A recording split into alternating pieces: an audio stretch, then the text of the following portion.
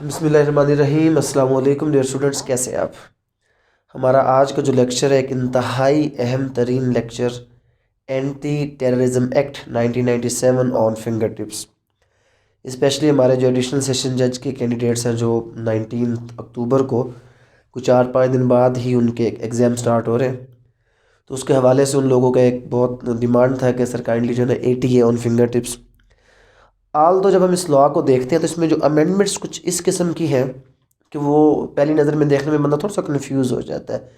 कि जैसे अगर हम सेक्शन 11 देखेंगे तो 11E, 11EE, 11EEE, 11EEEEE,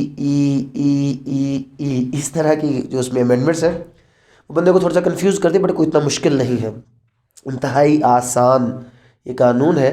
और इसके अंदर कल जैसा कि एक ग्रुप के अंदर एक सवाल चल रहा था जिसको मैं कहता हूँ कि जनाब वो एक्चुअल तो हमारे वो जो क्वेश्चंस हैं कुछ इस किस्म के होते हैं कि उनको हम सोशल मीडिया क्वेश्चन भी कहते हैं। तो एक सवाल था कि ऐसी कौन सी प्रोसीडिंग है, ऐसा कौन सा केस है कि जिसमें अक्यूज़ नहीं, जो जज है वो हल्फ उठाता है कि मैं हल्फ उठाता हूँ कि मैं ईमानदारी के साथ ये केस सुनूंगा और पूरी तवज्जो के साथ सुनूंगा और किसी किस्म की कोताही या बेईमानी नहीं करूंगा। तो इस सवाल का जवाब आपको आज का लेक्चर जब आप पूरा सुनेंगे ना तो इस सवाल का आपको जवाब मिलेगा कि वो कौन सी प्रोसीडिंग है कि जिसमें हमारा जो जज है वो हलफ उठाता है कि मैं हलफ उठाकर कहता हूँ कि मैं मुकदमा ईमानदारी से सुनूंगा। इसके अलावा हमारा जो आज का जो मेन जो आउटलाइन है उसके अंदर हमने आर्म फोर्सेस की जो कॉलिंग है, इसमें डेफिनेशन क्लास बहुत इंपॉर्टेंट है क्योंकि ASG के एग्जाम में अक्सर डेफिनेशन क्लास से जो है ना वो मुख्तलिफ क्वेश्चन हमारे आए होते हैं, तो वो डेफिनेशन क्लास इसमें देखेंगे। और फिर कॉलिंग ऑफ आर्म फोर्सेस के बाद जो मेन जो आपने एक सुना होगा 780A। अब बंदा कहता है ये 780A, काफ़ी अर्सा बंदा जो एक नया हो तो उसको ये नहीं पता चलता ये 780A है क्या।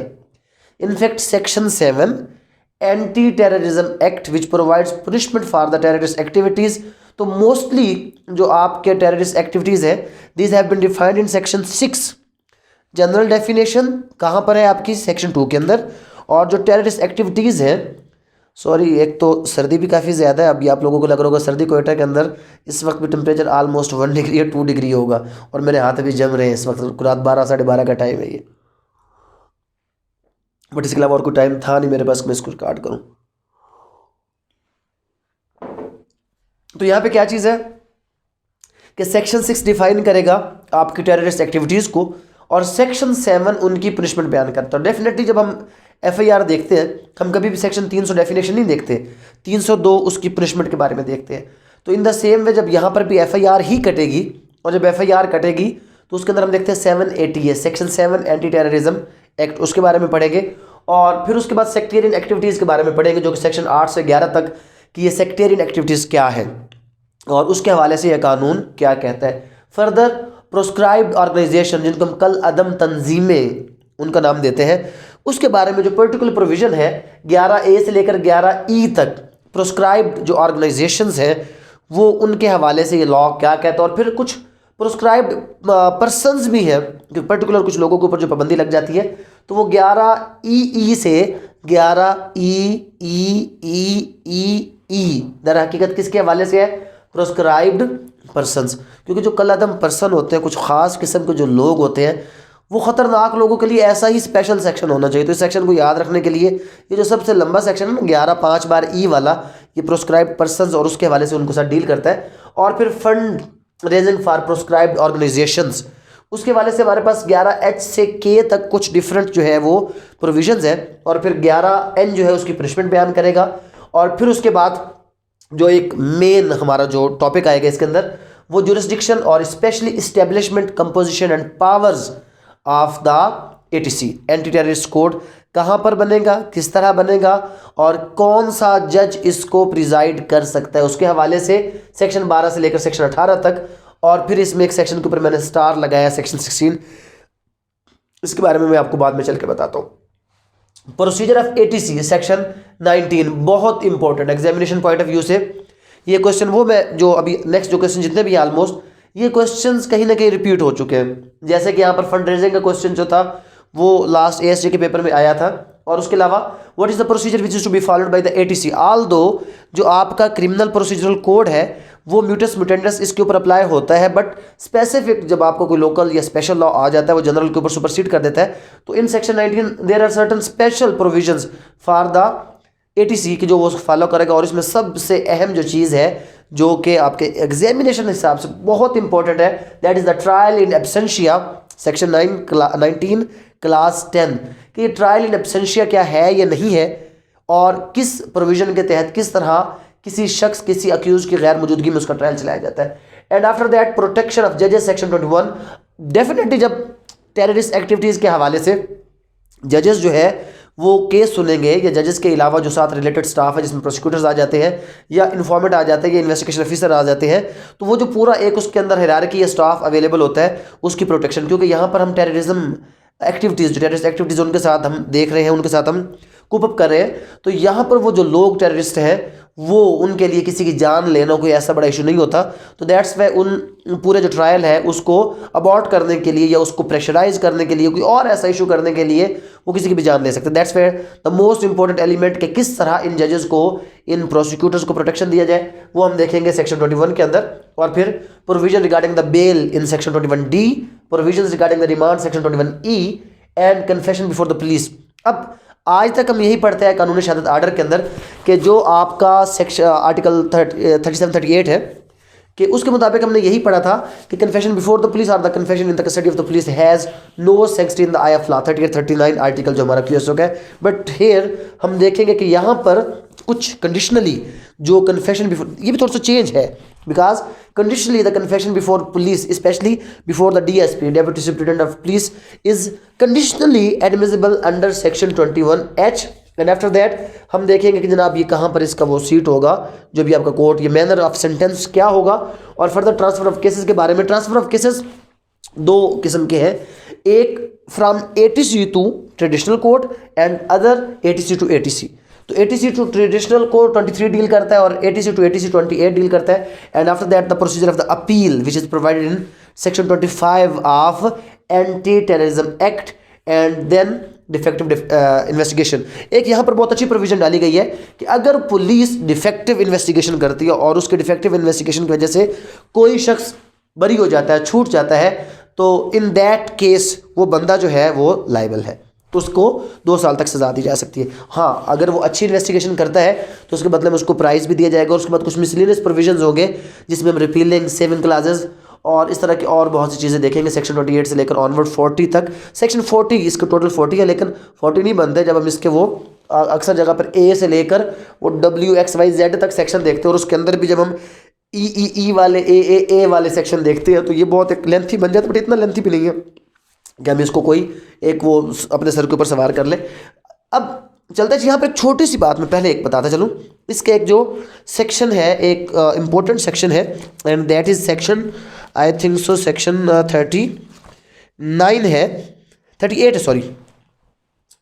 अफेक्ट के हिसाब से मैं पहले आपको थोड़ा सा एक डिस्कस कर ले। सेक्शन 1 डेफिनेटली इसका क्या है, वो एक्सेंट है, इसका नेम है, इसका जो नेम एंटी टेररिज्म एक्ट है होल ऑफ द पाकिस्तान, और एट वंस तो आया, बट यहाँ पर थोड़ा सा सेक्शन 38 को इसी स्टेज पर देख ले। वो कहता है कि जनाब punishment for terrorist act committed before this act, punishment for terrorist acts committed before this act.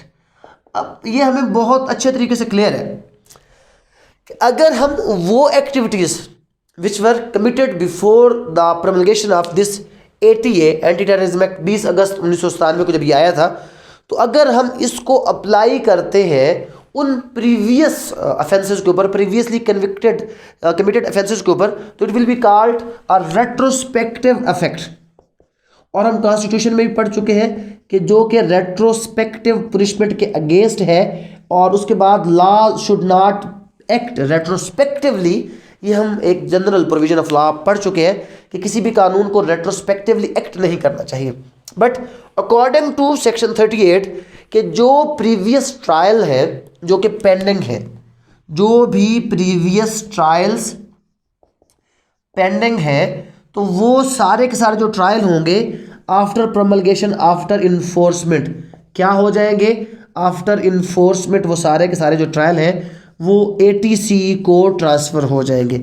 अब यहाँ पर एक क्यूरी आ गई, व्हाट डज इट मीन कि जो पहले पनिशमेंट थी वो कुछ और थी और ATC में तो पनिशमेंट सख्त है, तो अब इसका मतलब है कि हमने क्या कर दिया, रेट्रोस्पेक्टिव इफेक्ट दिया। बट नो, रेट्रोस्पेक्टिव इफेक्ट नहीं था, merely the proceedings were transfer to the ATC, but जो पनिशमेंट दी जाएगी it will be given according to the previous offence जो उसने कमिट किया था, जिस लॉ के मुताबिक वो फॉल कर रहा था, तो पनिशमेंट उसी ऑफेंस उसी के मुताबिक ही होगी, जस्ट सिंपली ट्रायल को थोड़ा सा स्पीडी। इसका एक जो एक्चुअल मकसद था ATC का वो क्या था कि हमारे जो सेक्टेरियन एक्टिविटीज़ है, सेक्टेरियन एक्टिविटीज़ के अलावा हमारे जो टेररिस्ट एक्टिविटीज़ है, और टेररिस्ट एक्टिविटीज़ के अलावा जो हमारे डिफरेंट और जो है हमारे वायलेंस वगैरह के जो ऑफेंसेस हैं, इनके लिए एक स्पीडी ट्रायल मैकेनिज्म प्रोवाइड करना।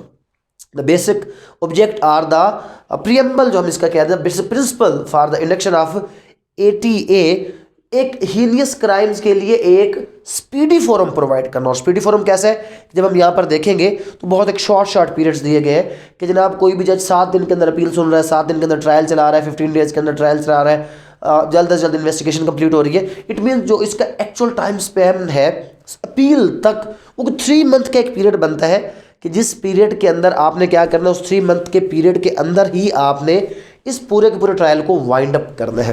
तो दैट्स वाई इट प्रोवाइड्स क्या कहते हैं speedy trial procedure for the heinous crimes. तो रेट्रोस्पेक्टिव इफेक्ट के ऊपर अगर डिस्कशन आ जाए तो ये रेट्रोस्पेक्टिव इफेक्ट नहीं है, जस्ट उस ट्रायल को क्विक करने के लिए ट्रायल इसके तहत चलाया जाएगा, बट पुनिशमेंट वही प्रीवियस होगी। So there is no retrospective effect of the ATA। अक्सर ये पूछा जाता है is there any retrospective effect, तो सेक्शन 38 के मुताबिक ऑल दो ट्रायल तो ट्रांसफर हुआ बट पुनिशमेंट नहीं हुई, so we can not say that there is any retrospective effect of this law on any previous case. ये कोई जनरल बातें थी। अब हम चलते हैं अपने डेफिनेशन क्लास की तरफ कि जो हमारा एक बहुत ही इंपॉर्टेंट इसके अंदर पॉइंट्स आएंगे डेफिनेशन क्लास के अंदर, कि जिसके अंदर हम डिफरेंट चीज़ें देखेंगे। सेक्शन 2 है हमारा ATA का रिगार्डिंग द डेफिनेशन क्लास। पहली डेफिनेशन हमारी इसके अंदर क्या चीज़ आ जाती है, एक तो आर्म्ड फोर्सेस है हमारी, सेक्शन 2 की हम बात करें। अब जो बात है आर्म्ड फोर्सेस की, ये आगे चल के सेक्शन 4 और 5 में भी हमने पढ़ना है। एक आर्म्ड फोर्सेस होती है और एक होती है सिविल आर्म्ड फोर्सेस। अब आर्म्ड फोर्सेस और सिविल आर्म्ड फोर्सेस में क्या फ़र्क है, ये तो simple army, navy and air force. Army, navy and air force are classified as the armed forces of Pakistan, whereas FC जो आप यहाँ पर बलूचिस्तान में सुनते हैं, फ्रंटियर कॉर्प्स जो आपके फ्रंटियर कॉर्प्स हैं वो भी, और उसके अलावा आपने रेंजर्स सुने होंगे, सिंध की साइड पे रेंजर्स वगैरह है, तो फ्रंटियर कॉर्प्स, रेंजर्स या फ्रंटियर कॉन्स्टेबलरी या कोस्ट गार्ड, कोस्ट गार्ड भी हो गए या frontier constabulary, these are called the civil armed forces. ये हमारी आर्म्ड फोर्सेस है, और जो ये हमारे पास सिविल आर्म्ड फोर्सेस के अंदर frontier corps, rangers, coast guard and frontier constabulary हमारी सिविल आर्म्ड फोर्सेस में आते हैं। यहाँ पर भी जो वर्ड कोड आएगा, कोड का मतलब हमने क्या लेना है, CRPC लेंगे, और उसके बाद जो चाइल्ड का लफ्ज़ यहाँ पर आगे चल के हम कुछ प्रोविजंस है चाइल्ड के हवाले से, चिल्ड्रंस के हवाले से, तो उनको हम क्या कहेंगे, 18 ईयर्स आर लेस का यहाँ पर जो है वो एज लिखा गया है। The person who is less than 18 year will be classified as child. तो चाइल्ड को कुछ जो ऑफेंसेस है वहाँ पर उसकी पनिशमेंट को थोड़ा सा नॉर्मल, यानी कि ऑलमोस्ट जब हम वो ट्रेनिंग वगैरह के बारे में पढ़ेंगे तो हाफ कर दिया गया है इस पनिशमेंट को। और उसके बाद इसके अंदर कोर्ट का मतलब क्या है, ATC है। जब भी यहाँ पर लफ्ज़ कोर्ट पढ़ेंगे तो court means ATC, and one thing for your information that ATC will follow the procedure of the session trial. जस्टिरियल ट्रायल का प्रोसीजर नहीं होगा, 241 to 250 वाला प्रोसीजर नहीं होगा। तो यहाँ पर आगे एक चीज़ क्लियर है कि ये जो ATC है ये सेशन कोर्ट की तरह ट्रायल चलाएगा। It means according to procedure which is provided in section 265A to N of CRPC। वो प्रोसीजर थोड़ा सा मैं फास्ट जा रहा हूँ, उसके रीज़न ये है कि टाइम शॉर्ट है, लेक्चर लेंथी है, और जिसको नहीं पता यूट्यूब के ऊपर फ्रीक्वेंसी स्लो हो जाएगी। जब फ्रीक्वेंसी स्लो हो जाएगी तो आपको जो मेरी आवाज़ है एक नॉर्मल रूटीन में सुनाई देगी। आप अपनी मर्ज़ी के मुताबिक उसको सेट करके जो आपके लिए कंफर्टेबल हो समझना, उस लेवल पर लाकर आप इस आवाज़ को सुन सकते हैं। उसके बाद हमारे पास आ जाएगा जनाब एक्सप्लोजिव, बम, ग्रेनेड, कोई भी ऐसी जो चीज़ें हैं वो एक्सप्लोजिव में आएंगी।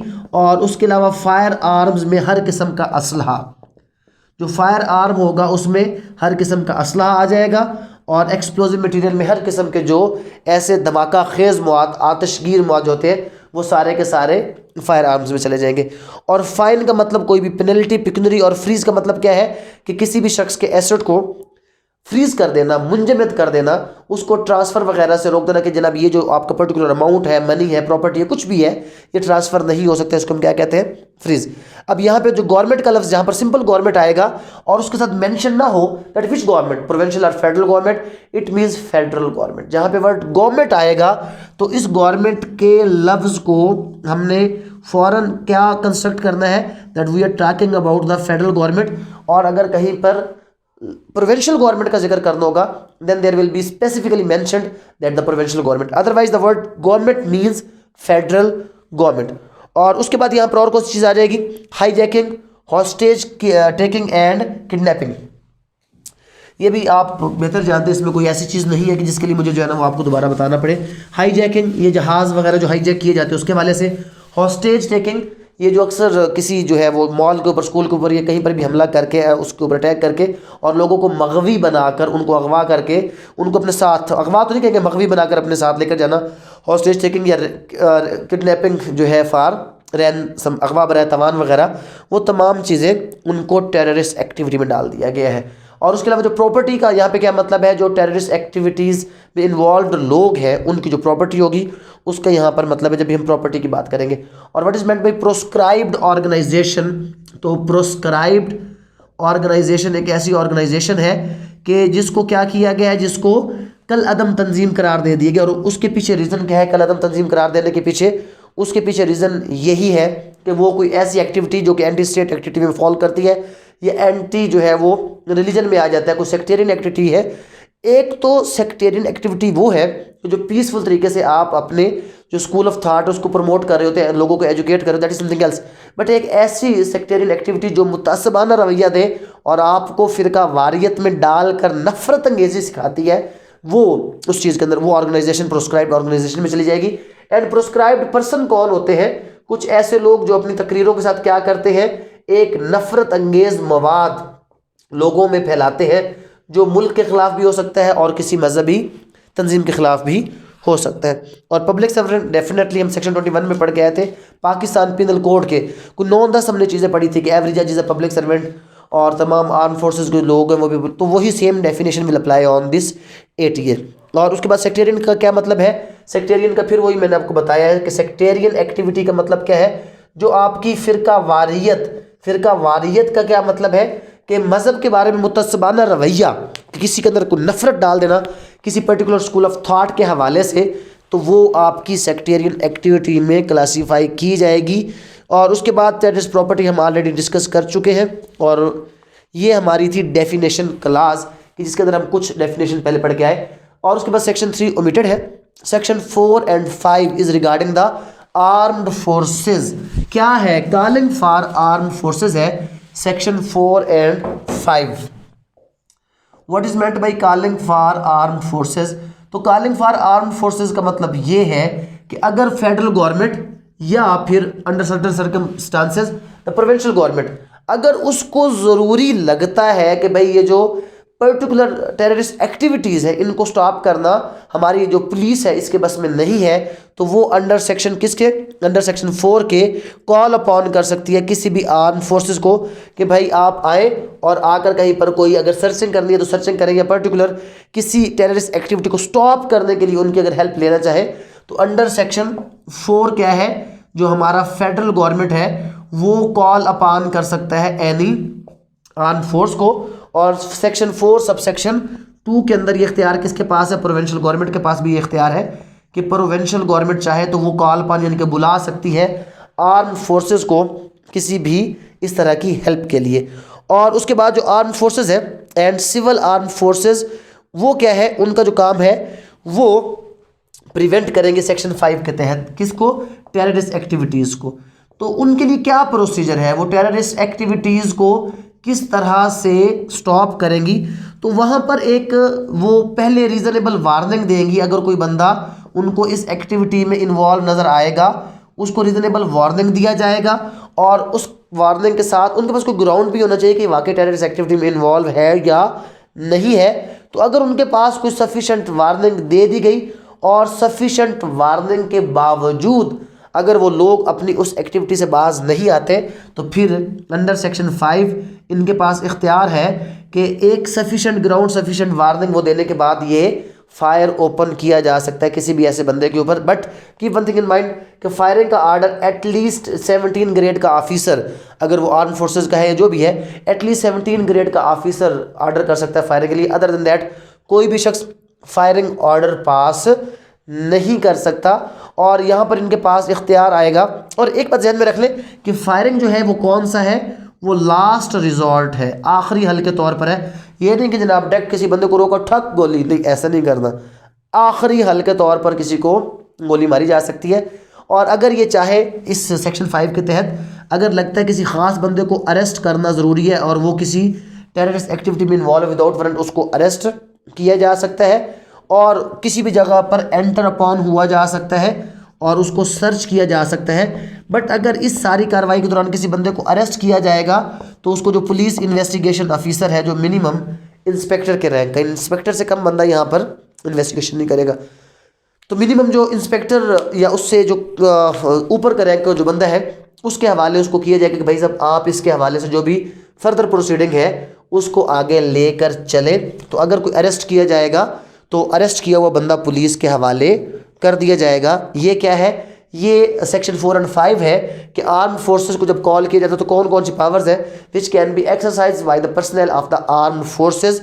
तो वो किसी के ऊपर फायरिंग भी ओपन कर सकते हैं, लेकिन अगर उनके पास रीजनेबल कोई वजह भी मौजूद है और उन्होंने रीजनेबल वायरिंग उसको वार्निंग भी दी है, तो उसके बाद, और ये लास्ट रिजॉर्ट के तौर पर फायरिंग करनी है, डायरेक्ट फायरिंग उसके ऊपर नहीं करनी।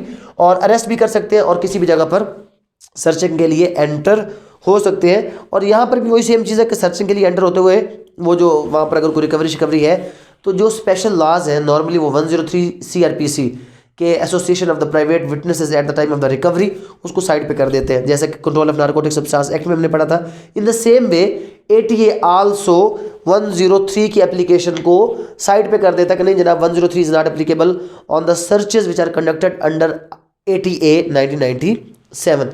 अब सबसे अहम जो हम बार बार सुनते हैं 7ATA जो हम सुनते हैं, उसके हवाले से अभी हम देखेंगे कि what is meant bye 7ATA यहाँ पर क्या कहता है। 6 और 7 को देखेंगे थोड़ा सा, अगर आप तवज्जो करें तो इतना आसान है 6 और 7, क्या आप कहेंगे लो जी ऐसे ही हमने इसको अपने सर पे चढ़ाया हुआ था कि पता नहीं जी। वैसे जो हमारे कुछ स्टूडेंट्स अभी मौजूद है ऑनलाइन इस वक्त भी, और उम्मीद है कि रात के 1 बजे मुझे बुरा भला कह रहे होगा कि सर को तो खुद तो आराम नहीं करना, हमें भी आराम से निकाला हुआ है। तो उसमें वो जो बार बार मुझे कहते सर ये 7ATA की समझ नहीं आती, इतना आसान है कि हद से ज़्यादा। 7ATA 6 और 7 को मिला लेते हैं, थोड़ा सा आसान हो जाएगा। यहाँ पर 6 और 7 इनको इकट्ठा लेकर चलते हैं थोड़ा सा। सेक्शन 6 को और 6 के पैरेलल किसको लेकर चलते हैं, 7 को। 6 डिफाइन कर रहा है किसी भी टेररिस्ट एक्टिविटी को, और 7 उसकी क्या प्रिस्क्राइब कर रहा है, पुनिशमेंट उसकी डिफाइन कर रहा है कि उस एक्ट की कितनी पुनिशमेंट हो सकती है। अब अगर इसको सिंपल करने के लिए मैं क्या करूं, मैं कुछ चीज़ों को कंबाइन पहले कर देता हूं ताकि आपको समझ आ जाए, फिर उसको मैं रूटीन के अंदर भी लेकर आ जाऊंगा कि क्या है और क्या नहीं है। हमारे कुछ ऑफेंसेस हैं, कौन कौन से ऑफेंसेस हैं जनाब, हमारे ऑफेंसेस हैं, पहले हम उन ऑफेंसेस की बात कर लेते हैं। एक ऑफेंस तो ये है यहाँ पर कि टेररिस्ट एक्टिविटी, उसमें किसी की डेथ काज करना, कोई भी ऐसी एक्टिविटी करना कि जो टेररिस्ट एक्टिविटी में फॉल करता हो और उस एक्टिविटी में आप किसी की जान ले लें, डेथ काज करना। तो डेथ काज करना, या अभी हमने जो पढ़ा है कि हाईजैकिंग में किस में फॉल करता है, ये भी फॉल करता है टेररिस्ट एक्टिविटी में।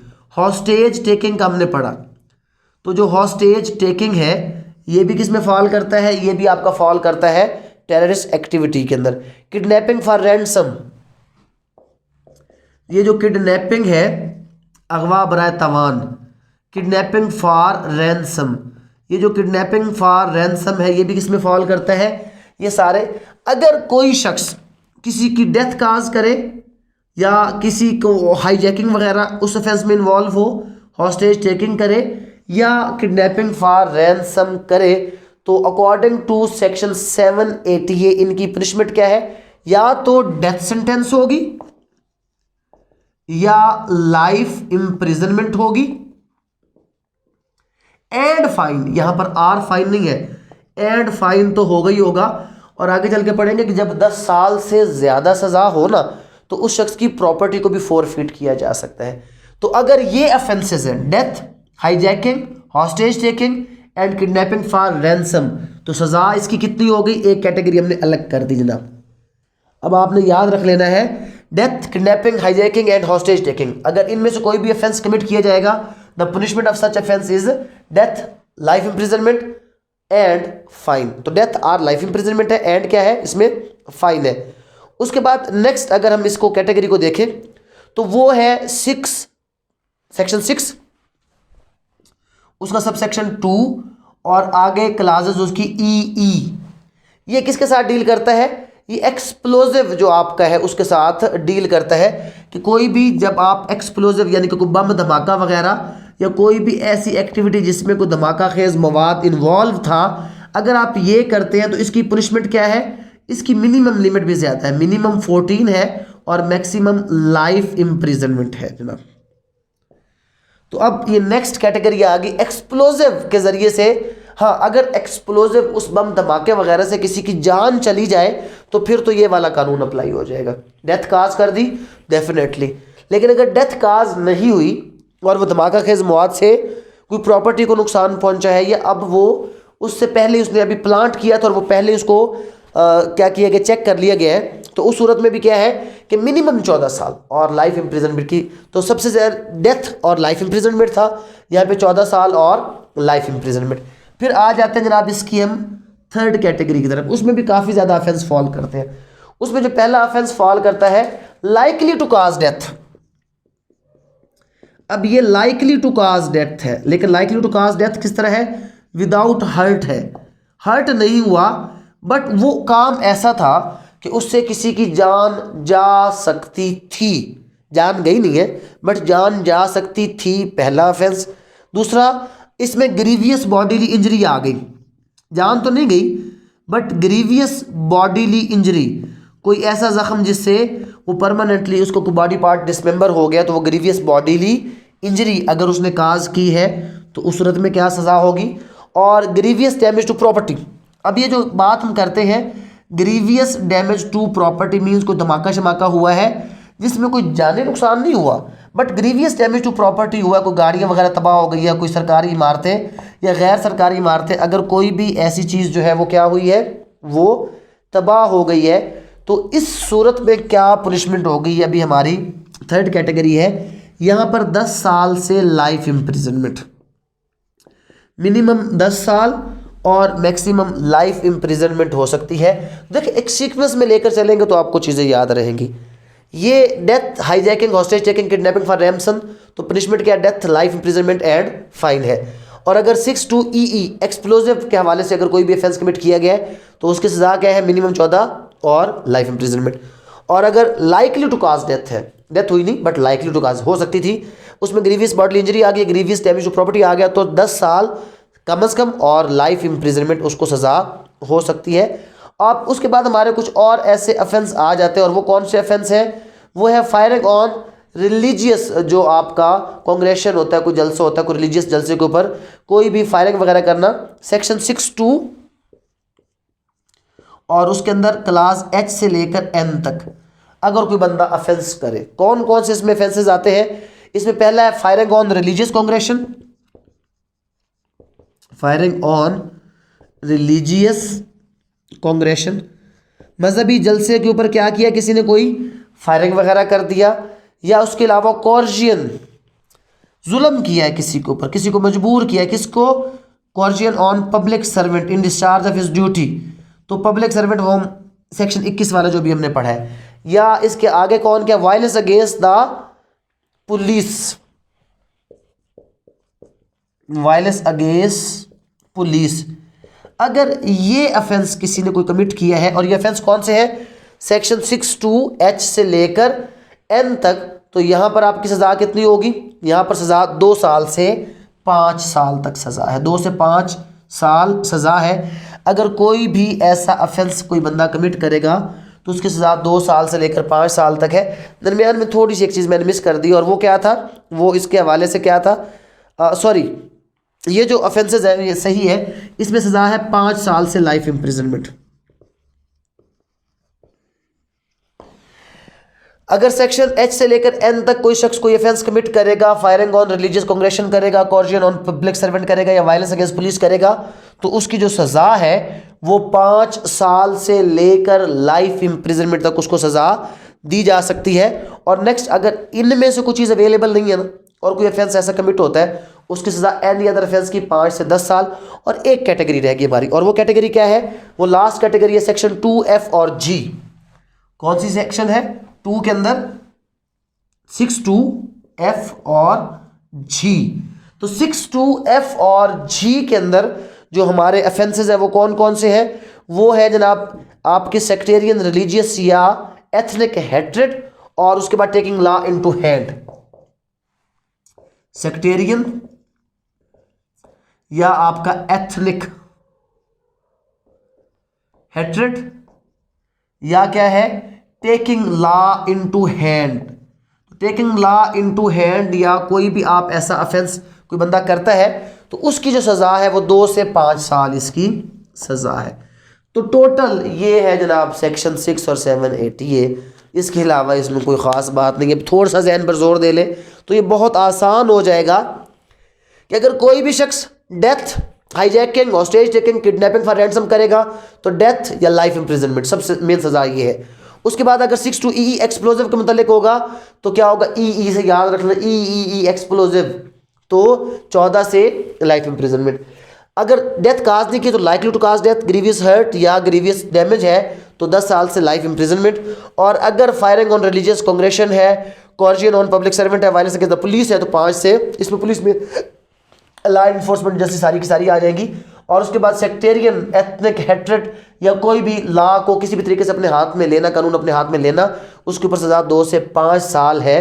अब अगर इसके हवाले से सेक्शन 6 के हवाले से मैं कुछ आपको मेन चीज़ें बता दूं तो आपके लिए ज़्यादा आसान हो जाएगा इन चीज़ों को समझना। सेक्शन 6 किस चीज़ के बारे में बताता है कि जनाब कोई भी जो है एक्टिविटी वो टेररिस्ट एक्टिविटी कहलाएगी अगर वो गवर्नमेंट या पब्लिक एट लार्ज के ख़िलाफ़ है। ये तो मैंने आपको सेक्शन 7 समझाने के लिए सेक्शन 6 में से बहुत सी चीज़ें निकाली और निकाल कर किसके साथ मिला दी, सेक्शन 7 के साथ। अब कुछ जनरल चीज़ें मैं जिनको इस कानून के मुताबिक क्या कहा गया है, इस कानून के मुताबिक टेररिस्ट एक्टिविटीज़ के तौर पर डिफाइन किया गया है, वो कोई भी ऐसी एक्टिविटी जो पब्लिक एट लार्ज या गवर्नमेंट के खिलाफ जो आप कोई एक्टिविटी करेंगे, it will be classified as terrorist activity. तो जब भी आपकी कोई भी जो एक्टिविटी होगी वो क्या होगी, government or the public, government के खिलाफ या पब्लिक। अब वो पब्लिक खाली क्या है, पब्लिक कोई सेक्शन, मतलब कोई ख़ास सेक्ट के खिलाफ, कोई ख़ास एथनिक ग्रुप के खिलाफ अगर आप कोई भी एक्टिविटी करेंगे it will be classified as and terrorist activity. उसके अलावा क्या है कि अगर आप कोई भी किसी को भी मजहबी तौर पर या किसी भी फ़िरके को कोई थ्रेट देते हैं, यानी कि आप किसी मजहबी इस ग्रुप को क्या करते हैं, कोई थ्रेट देते हैं, उनको कोई धमकी वगैरह देते हैं, कोई और ऐसी बात करते हैं तो वो टेररिस्ट एक्टिविटी में चला जाएगा।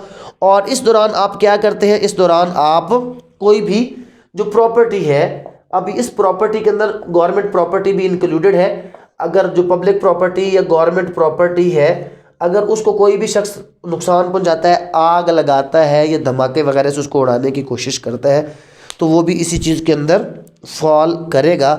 और उसके अलावा यहीं पर क्या है कि कोई ग्रीवियस वायलेंस अगर करता है या ग्रीवियस वायलेंस के अलावा कोई भी क्या है कि सेक्टेरियन एक्टिविटी, सेक्टेरियन हैट्रेड अगर कोई फैलाता है तो वो भी टेररिस्ट एक्टिविटी में आ जाएगा। और उसके अलावा किडनैपिंग फॉर रैंसम हम पढ़ चुके हैं।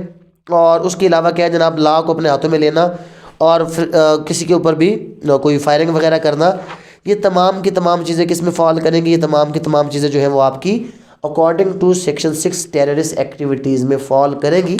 जिनकी पनिशमेंट अभी हमने सेक्शन 7 के अंदर देखी है। अब हम आ जाते हैं अपने नेक्स्ट टॉपिक की तरफ, sectarian activities and punishment. Sectarian activities में क्या क्या चीज़ें फॉल करती हैं और उसकी पनिशमेंट क्या है सेक्टेरियन एक्टिविटीज़ की। तो सबसे पहले इसके लिए हमारे पास आ जाएगा सेक्शन 8 आ जाएगा, कि जिसके अंदर हम सेक्टेरियन एक्टिविटीज़ के बारे में देखेंगे कि ये सेक्टेरियन एक्टिविटीज़ होती है ये क्या होती है। जी तो जनाब, अब चलते हैं हमारे नेक्स्ट जो टॉपिक है सेक्टेरियन एक्टिविटीज़ एंड पनिशमेंट की तरफ। सेक्शन 8 उसके साथ जो है वो डील करता है और वो क्या कहता है कि कोई भी ऐसी एक्टिविटीज़ प्रोहिबिटेड है। कौन सी एक्टिविटीज़ प्रोहिबिटेड है? ऐसी एक्टिविटीज़ प्रोहिबिटेड है कि जिनका मकसद क्या है, सेक्टेरियन हेट्रेड जो है उसको फैलाना।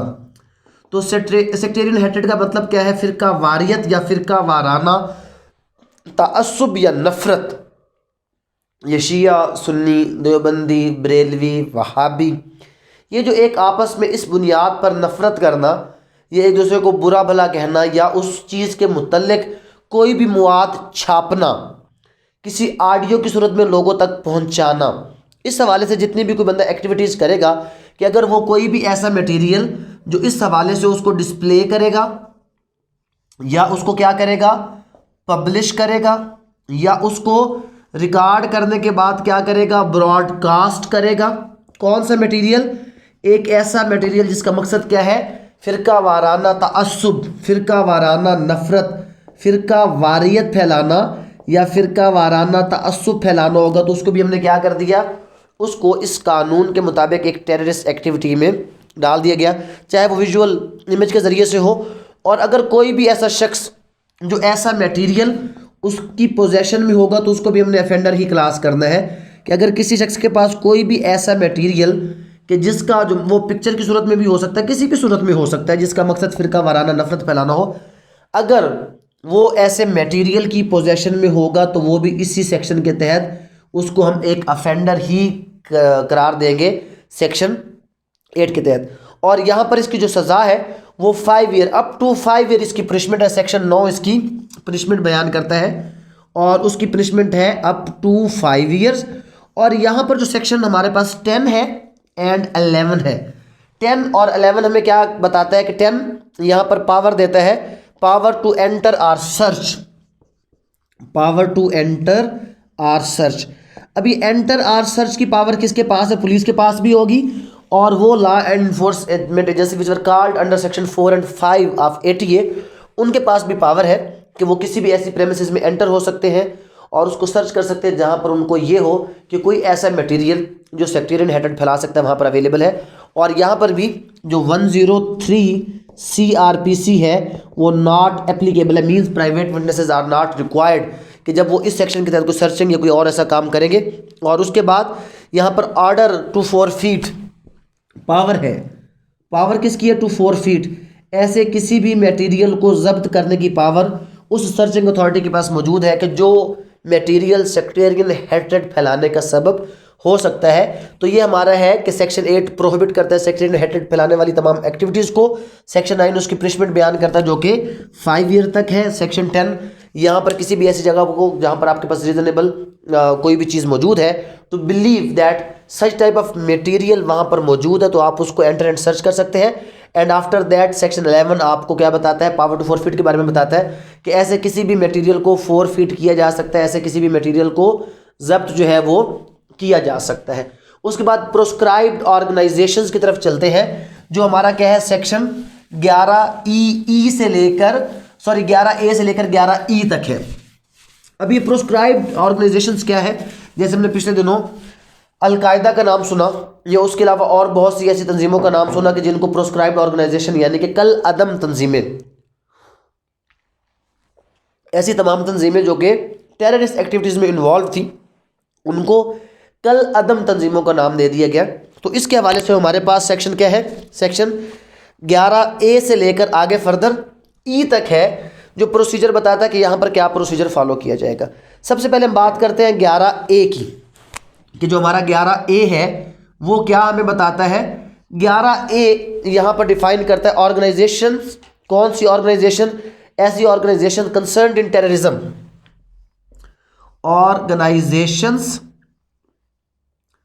कंसर्न्ड इन टेररिज्म, कि वो तमाम जो अभी हमने जो थोड़ी देर पहले हमने क्या पढ़ा है, हमने थोड़ी देर पहले पढ़ा है कि कोई भी अगर एथनिक बुनियादों के ऊपर या हुकूमत के खिलाफ, मतलब ये प्रोस्क्राइब्ड ऑर्गेनाइजेशन जो है ये सिर्फ और सिर्फ आपकी मजहबी तंजीमें नहीं, ये वो तमाम तंजीमें जो सियासी हैं बट वायलेंट वो किस्म का वो एहतजाज कर रही हैं। ये अक्सर हमें पता है कुछ ऐसी तंजीमें पाकिस्तान के अंदर कि जिन्होंने वायलेंस के ज़रिए से जो पीस है, पब्लिक पीस है, उसको डिस्टर्ब करने की कोशिश की।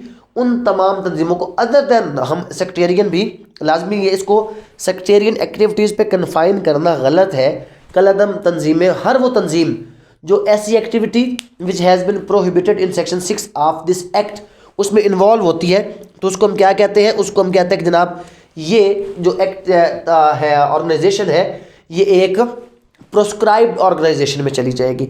वो क्या क्या करेगी, वो कोई या तो कमिट करती है खुद ऑफेंस, या कमिट नहीं करती, फैसिलिटेट करती है। फैसिलिटेट अगर वो फंड रेजिंग के तौर पर भी करती है तब भी वो इसी में फॉल कर जाएगी। अगर वो टेररिस्ट प्रिपेयर करती है, अक्सर हमने देखा था कि हमारे कुछ ऐसे इदारे थे कि जहाँ पर लोगों को दहशतगर्दी की जो है ना वो तरबियत दी जाती थी, ट्रेनिंग दी जाती थी, वो भी इसी के अंदर फॉल करेंगे। और अगर कोई सपोर्ट करेगा या कोई और किसी भी हवाले से दहशतगर्दी में इन्वॉल्व होगा तो ऐसी ऑर्गेनाइजेशन को क्या किया जाएगा, उनको 11B के तहत क्या किया जाएगा, ऐसी तमाम तंजीमें जो क्या होंगी, जो किसी भी हवाले से टेररिज्म में इन्वॉल्व होंगी, उन तंजीमों को 11B के मुताबिक क्या कहा जाएगा, प्रोस्क्राइब्ड ऑर्गेनाइजेशंस।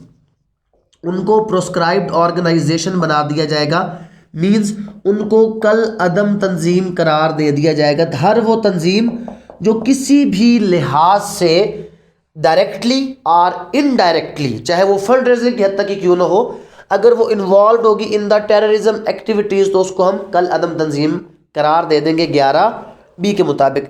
और 11 जो C है वो कहता है राइट ऑफ रिव्यू। मतलब क्या है कि जब किसी तंजीम को क्या किया, हमने करार दे दिया प्रोस्क्राइब्ड, तो वो तंजीम अकॉर्डिंग टू 11C क्या कर सकती है, उसके पास राइट ऑफ रिव्यू है। मतलब वो उसके लिए नजर सानी की दरखास्त दे सकती है that we are not involve in any type of terrorist activities, तो लिहाजा हमें इस प्रोस्क्राइब जो तंजीम में आपने ऐड कर दिए इससे हमें निकाल दे।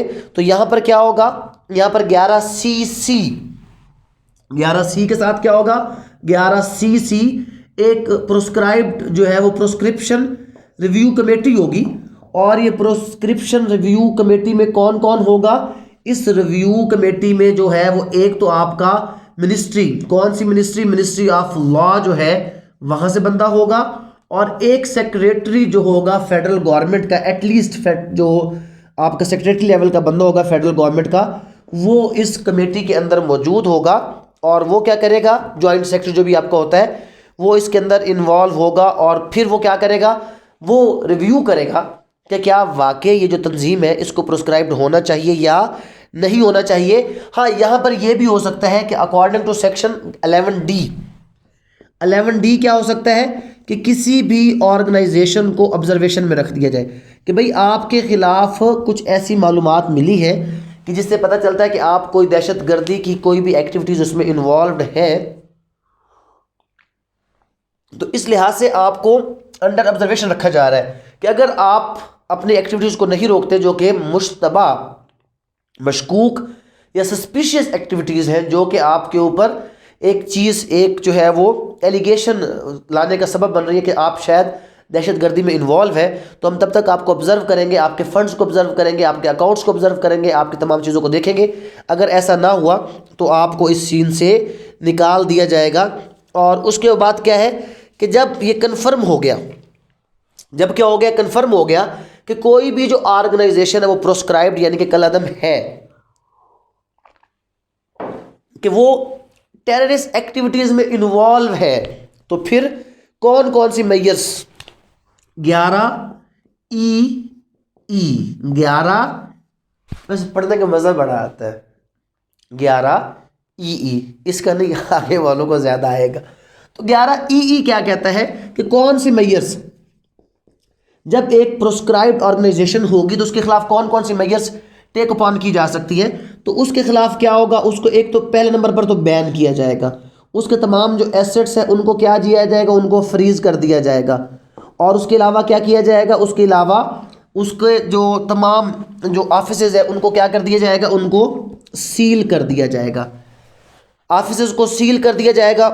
और उसके बाद क्या किया जाएगा, उनकी जो भी पब्लिकेशन वगैरह जो इस हवाले से हमने भी पहले पढ़ी है कि जो भी कोई ऐसी पब्लिकेशन जो एक हैट्रेड या कोई एंटी स्टेट एक्टिविटीज़ फैलाने का सबब बन रही होंगी, उन पब्लिकेशंस को फॉरफीट कर लिया जाएगा। ऐसा तमाम जो मटेरियल है उसको फॉरफीट कर लिया जाएगा, उसकी तमाम फाइनेंशियल सपोर्ट रोक दी जाएगी, उसके जितने भी बैंक अकाउंट हैं वो रोक दिए जाएंगे। और उन तंजीम के जो लोग हैं उनकी जो पाकिस्तान से बाहर जाना उसके ऊपर क्या लगा दी जाएगी, पाबंदी लगा दी जाएगी। मीन्स उनको जो हमारे पास एक लिस्ट होती है, जो एग्जिट कंट्रोल लिस्ट होती है, ईसीएल में उनका नाम डाल दिया जाएगा कि ये लोग मुल्क से बाहर नहीं जा सकते, कि जो पार्ट या member of any proscribed organisation है। तो ये क्या चीज़ है, उनको पासपोर्ट वगैरह भी अलाउ नहीं किया जाएगा, उनका पासपोर्ट सीज कर लिया जाएगा। और एक जो सबसे इसमें इंपॉर्टेंट चीज़ है कि अगर, क्योंकि आपको पता है कि हमारे मुल्क के अंदर ऑफिशियली भी क्या होता है, आर्म लाइसेंस जारी किए जाते हैं, for the personal safety arm licence जारी किए जाते हैं। बट अगर इस ऑर्गेनाइजेशन के नाम पर किसी भी किस्म का कोई भी लाइसेंस अगर जारी किया भी गया है तो वो तमाम लाइसेंस जो है वो विड्रॉ कर लिए जाएंगे। और अगर फिर भी कोई शख्स, और उनको चाहिए होगा कि लाइसेंस उनके क्या हो गए, विदड्रॉ हुए, तो इन लोगों को चाहिए होगा कि जो भी इनके पास आर्म्स मौजूद है, असलहा मौजूद है, ये अपने नियरेस्ट पुलिस स्टेशन पर जमा करवाएं।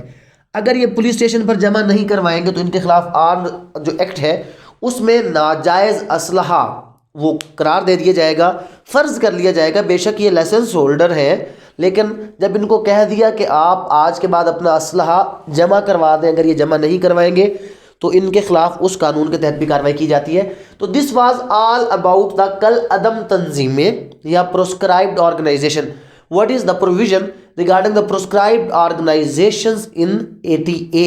तो कौन कौन सी प्रोविजंस हैं जनाब हमारे पास 11A के अंदर क्या है कि पहले तो हमने देखना कि ये है कौन सी ऑर्गेनाइजेशंस, किनको कल अदम करार दिया जाएगा, विच आर इन्वॉल्व डायरेक्टली और indirectly in any terrorist activities which has been mentioned in section 6 या सेक्शन हमने 8 के अंदर भी पढ़ा है। Such type of organisation will be classified as organisation concerned in the terrorism and such organisation will be declared as proscribed organisation under 11B।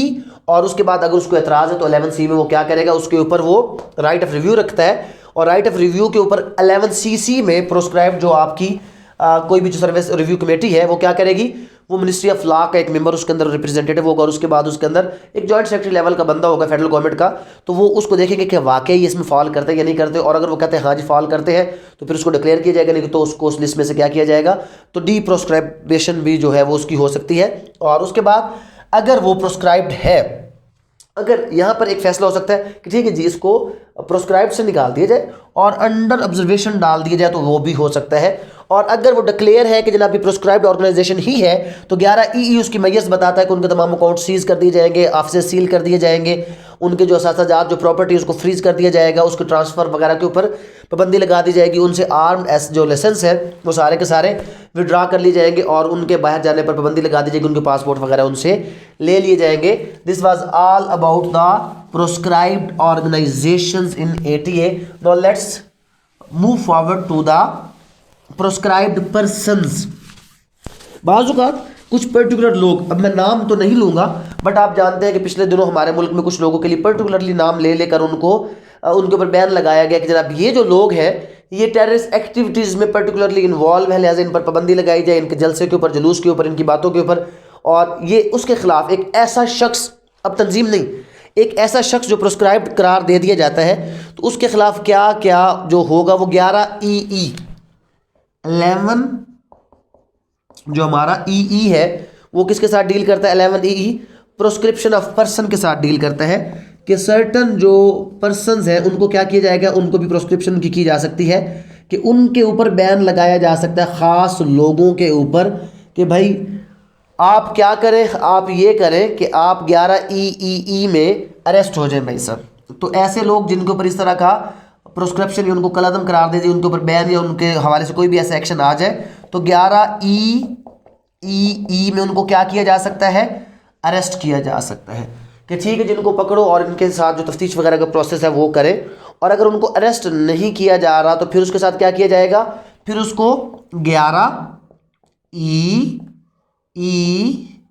और ई, 11 ई उसमें क्या किया जाएगा, उस शख्स को प्रिवेंटिव डिटेंशन में रख दिया जाएगा। तो मतलब वो जो ई वाली कहानी थी वो तो बड़ी आसान निकली कि 11 ई में किसी भी शख्स को प्रोस्क्राइब करार दिया जाएगा, 11 ट्रिपल ई में उसको अरेस्ट किया जा सकता है और 11 क्वाड्रपल ई में क्या किया जा सकता है, उसको प्रिवेंटिव डिटेंशन नज़रबंद किया जा सकता है कि जनाब आप कोई भी किसी किस्म की एक्टिविटी जो है वो नहीं करेंगे।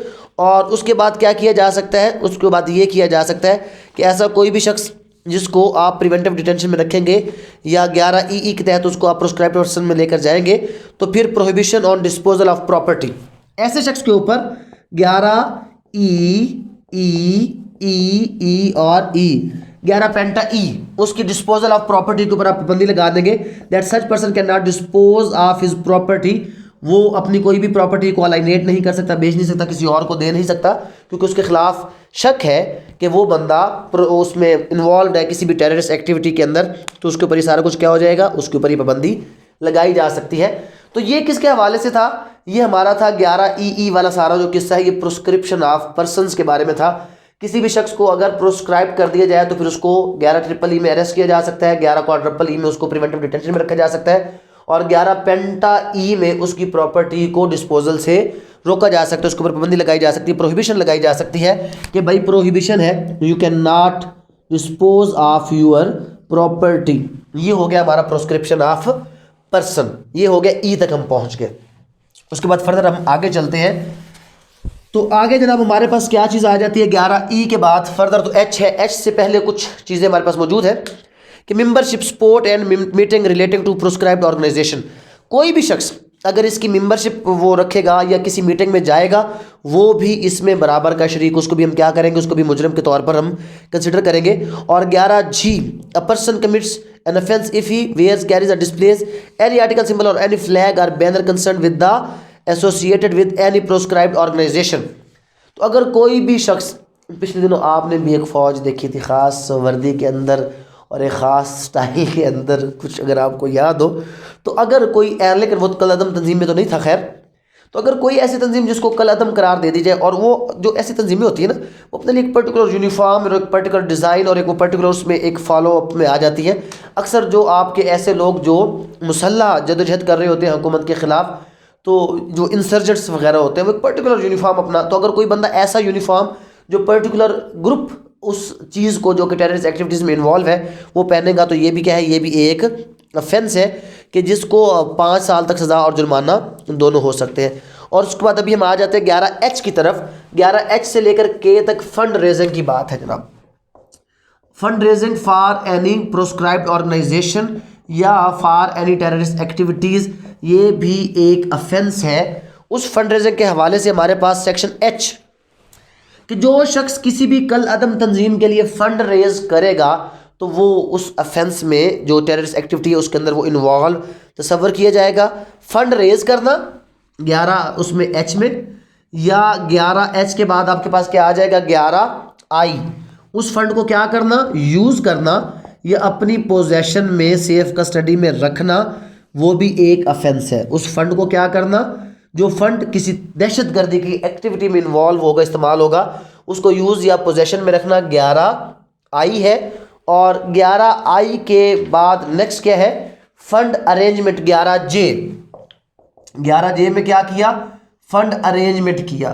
तो अगर कोई बंदा फंड अरेंजमेंट करता है 11J के अंदर तो ये भी क्या है, ये भी एक ऑफेंस है, यानी कि उसके लिए चंदा इकट्ठा करना, कलेक्ट करना, इंतज़ाम करना, लोगों को उसके लिए मनाना, मुतमिन करना।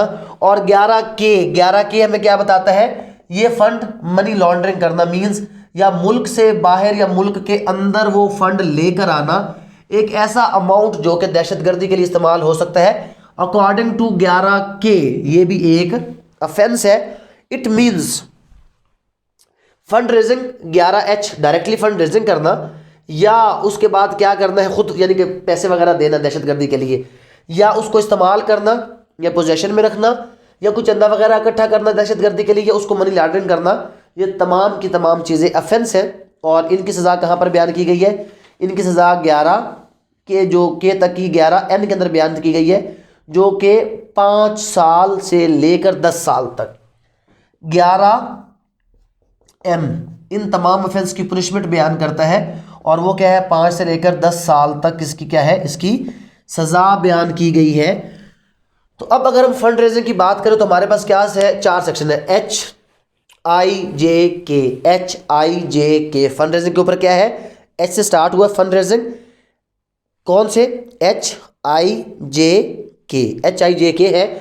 एच में डायरेक्ट फंड रेजिंग, आई के अंदर यूज एंड पोजेशन, जे के अंदर फंड अरेंजमेंट और के अंदर मनी लॉन्ड्रिंग, और उसके बाद दरमियान में कुछ और चीज़ें हैं। और एन में इसकी क्या आ जाएगी? हमारे पास पनिशमेंट, जिसमें हमने ये कहा कि जो फंड रेजिंग और ये सारा कुछ है इसको क्या करार दे दिया गया? इसको भी एक ऑफेंस करार दे दिया गया। और उसके बाद दरमियान में जो कुछ चीज़ें ऐसी हैं जो हमने नहीं देखी, उसमें 11 आई है, disclosure of information.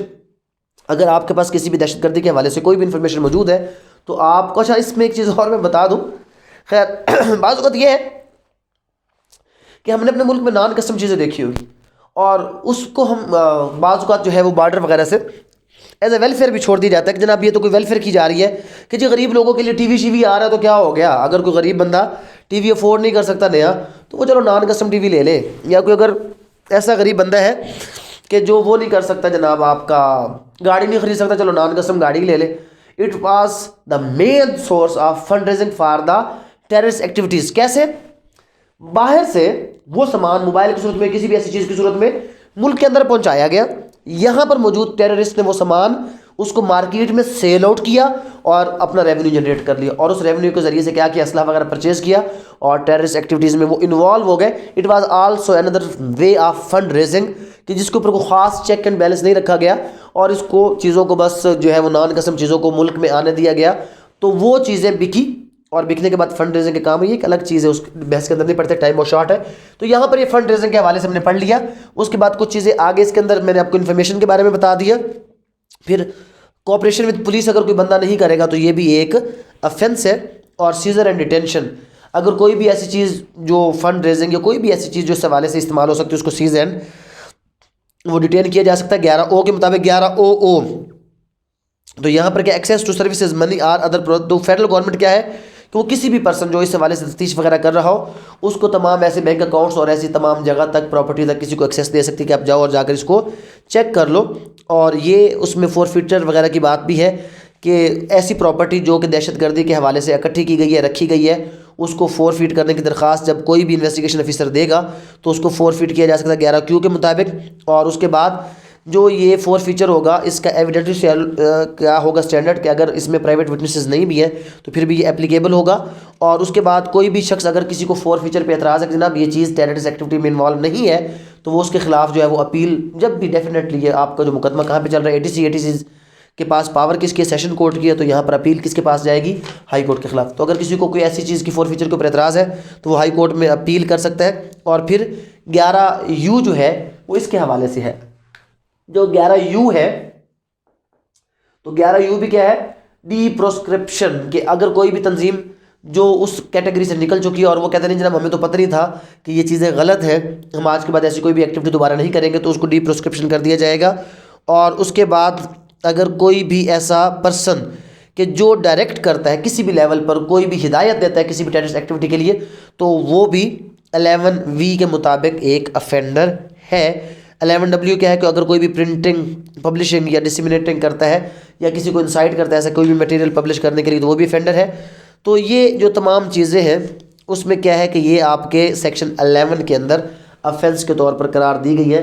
Now let's come toward our another important topic, jurisdiction, establishment, composition and powers. और फिर यहाँ पर वही वाला सवाल जो मैंने आपको बताया था कि कौन सा ऐसा मुकदमा है कि जिसमें जज को हलफ उठाना पड़ेगा, तो वो अभी हम इस अपने नेक्स्ट जो हमारा टॉपिक आ रहा है इसके अंदर हम देखते हैं। हमारा टॉपिक क्या है जनाब? हमारा अभी जो टॉपिक है प्रोसीजर से पहले jurisdiction establishment of ATC section 12 से लेकर 18 तक हम पढ़ेंगे, कि जिसमें हम 12 से 18 तक हम क्या करेंगे, ये 11U भी इसके साथ शामिल कर ले।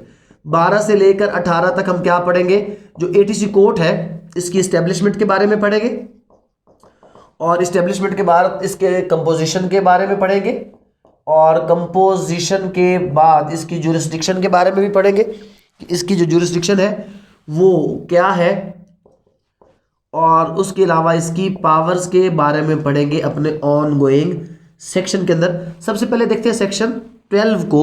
सेक्शन 12 क्या है जनाब? सेक्शन 12 है regarding jurisdiction of ATC.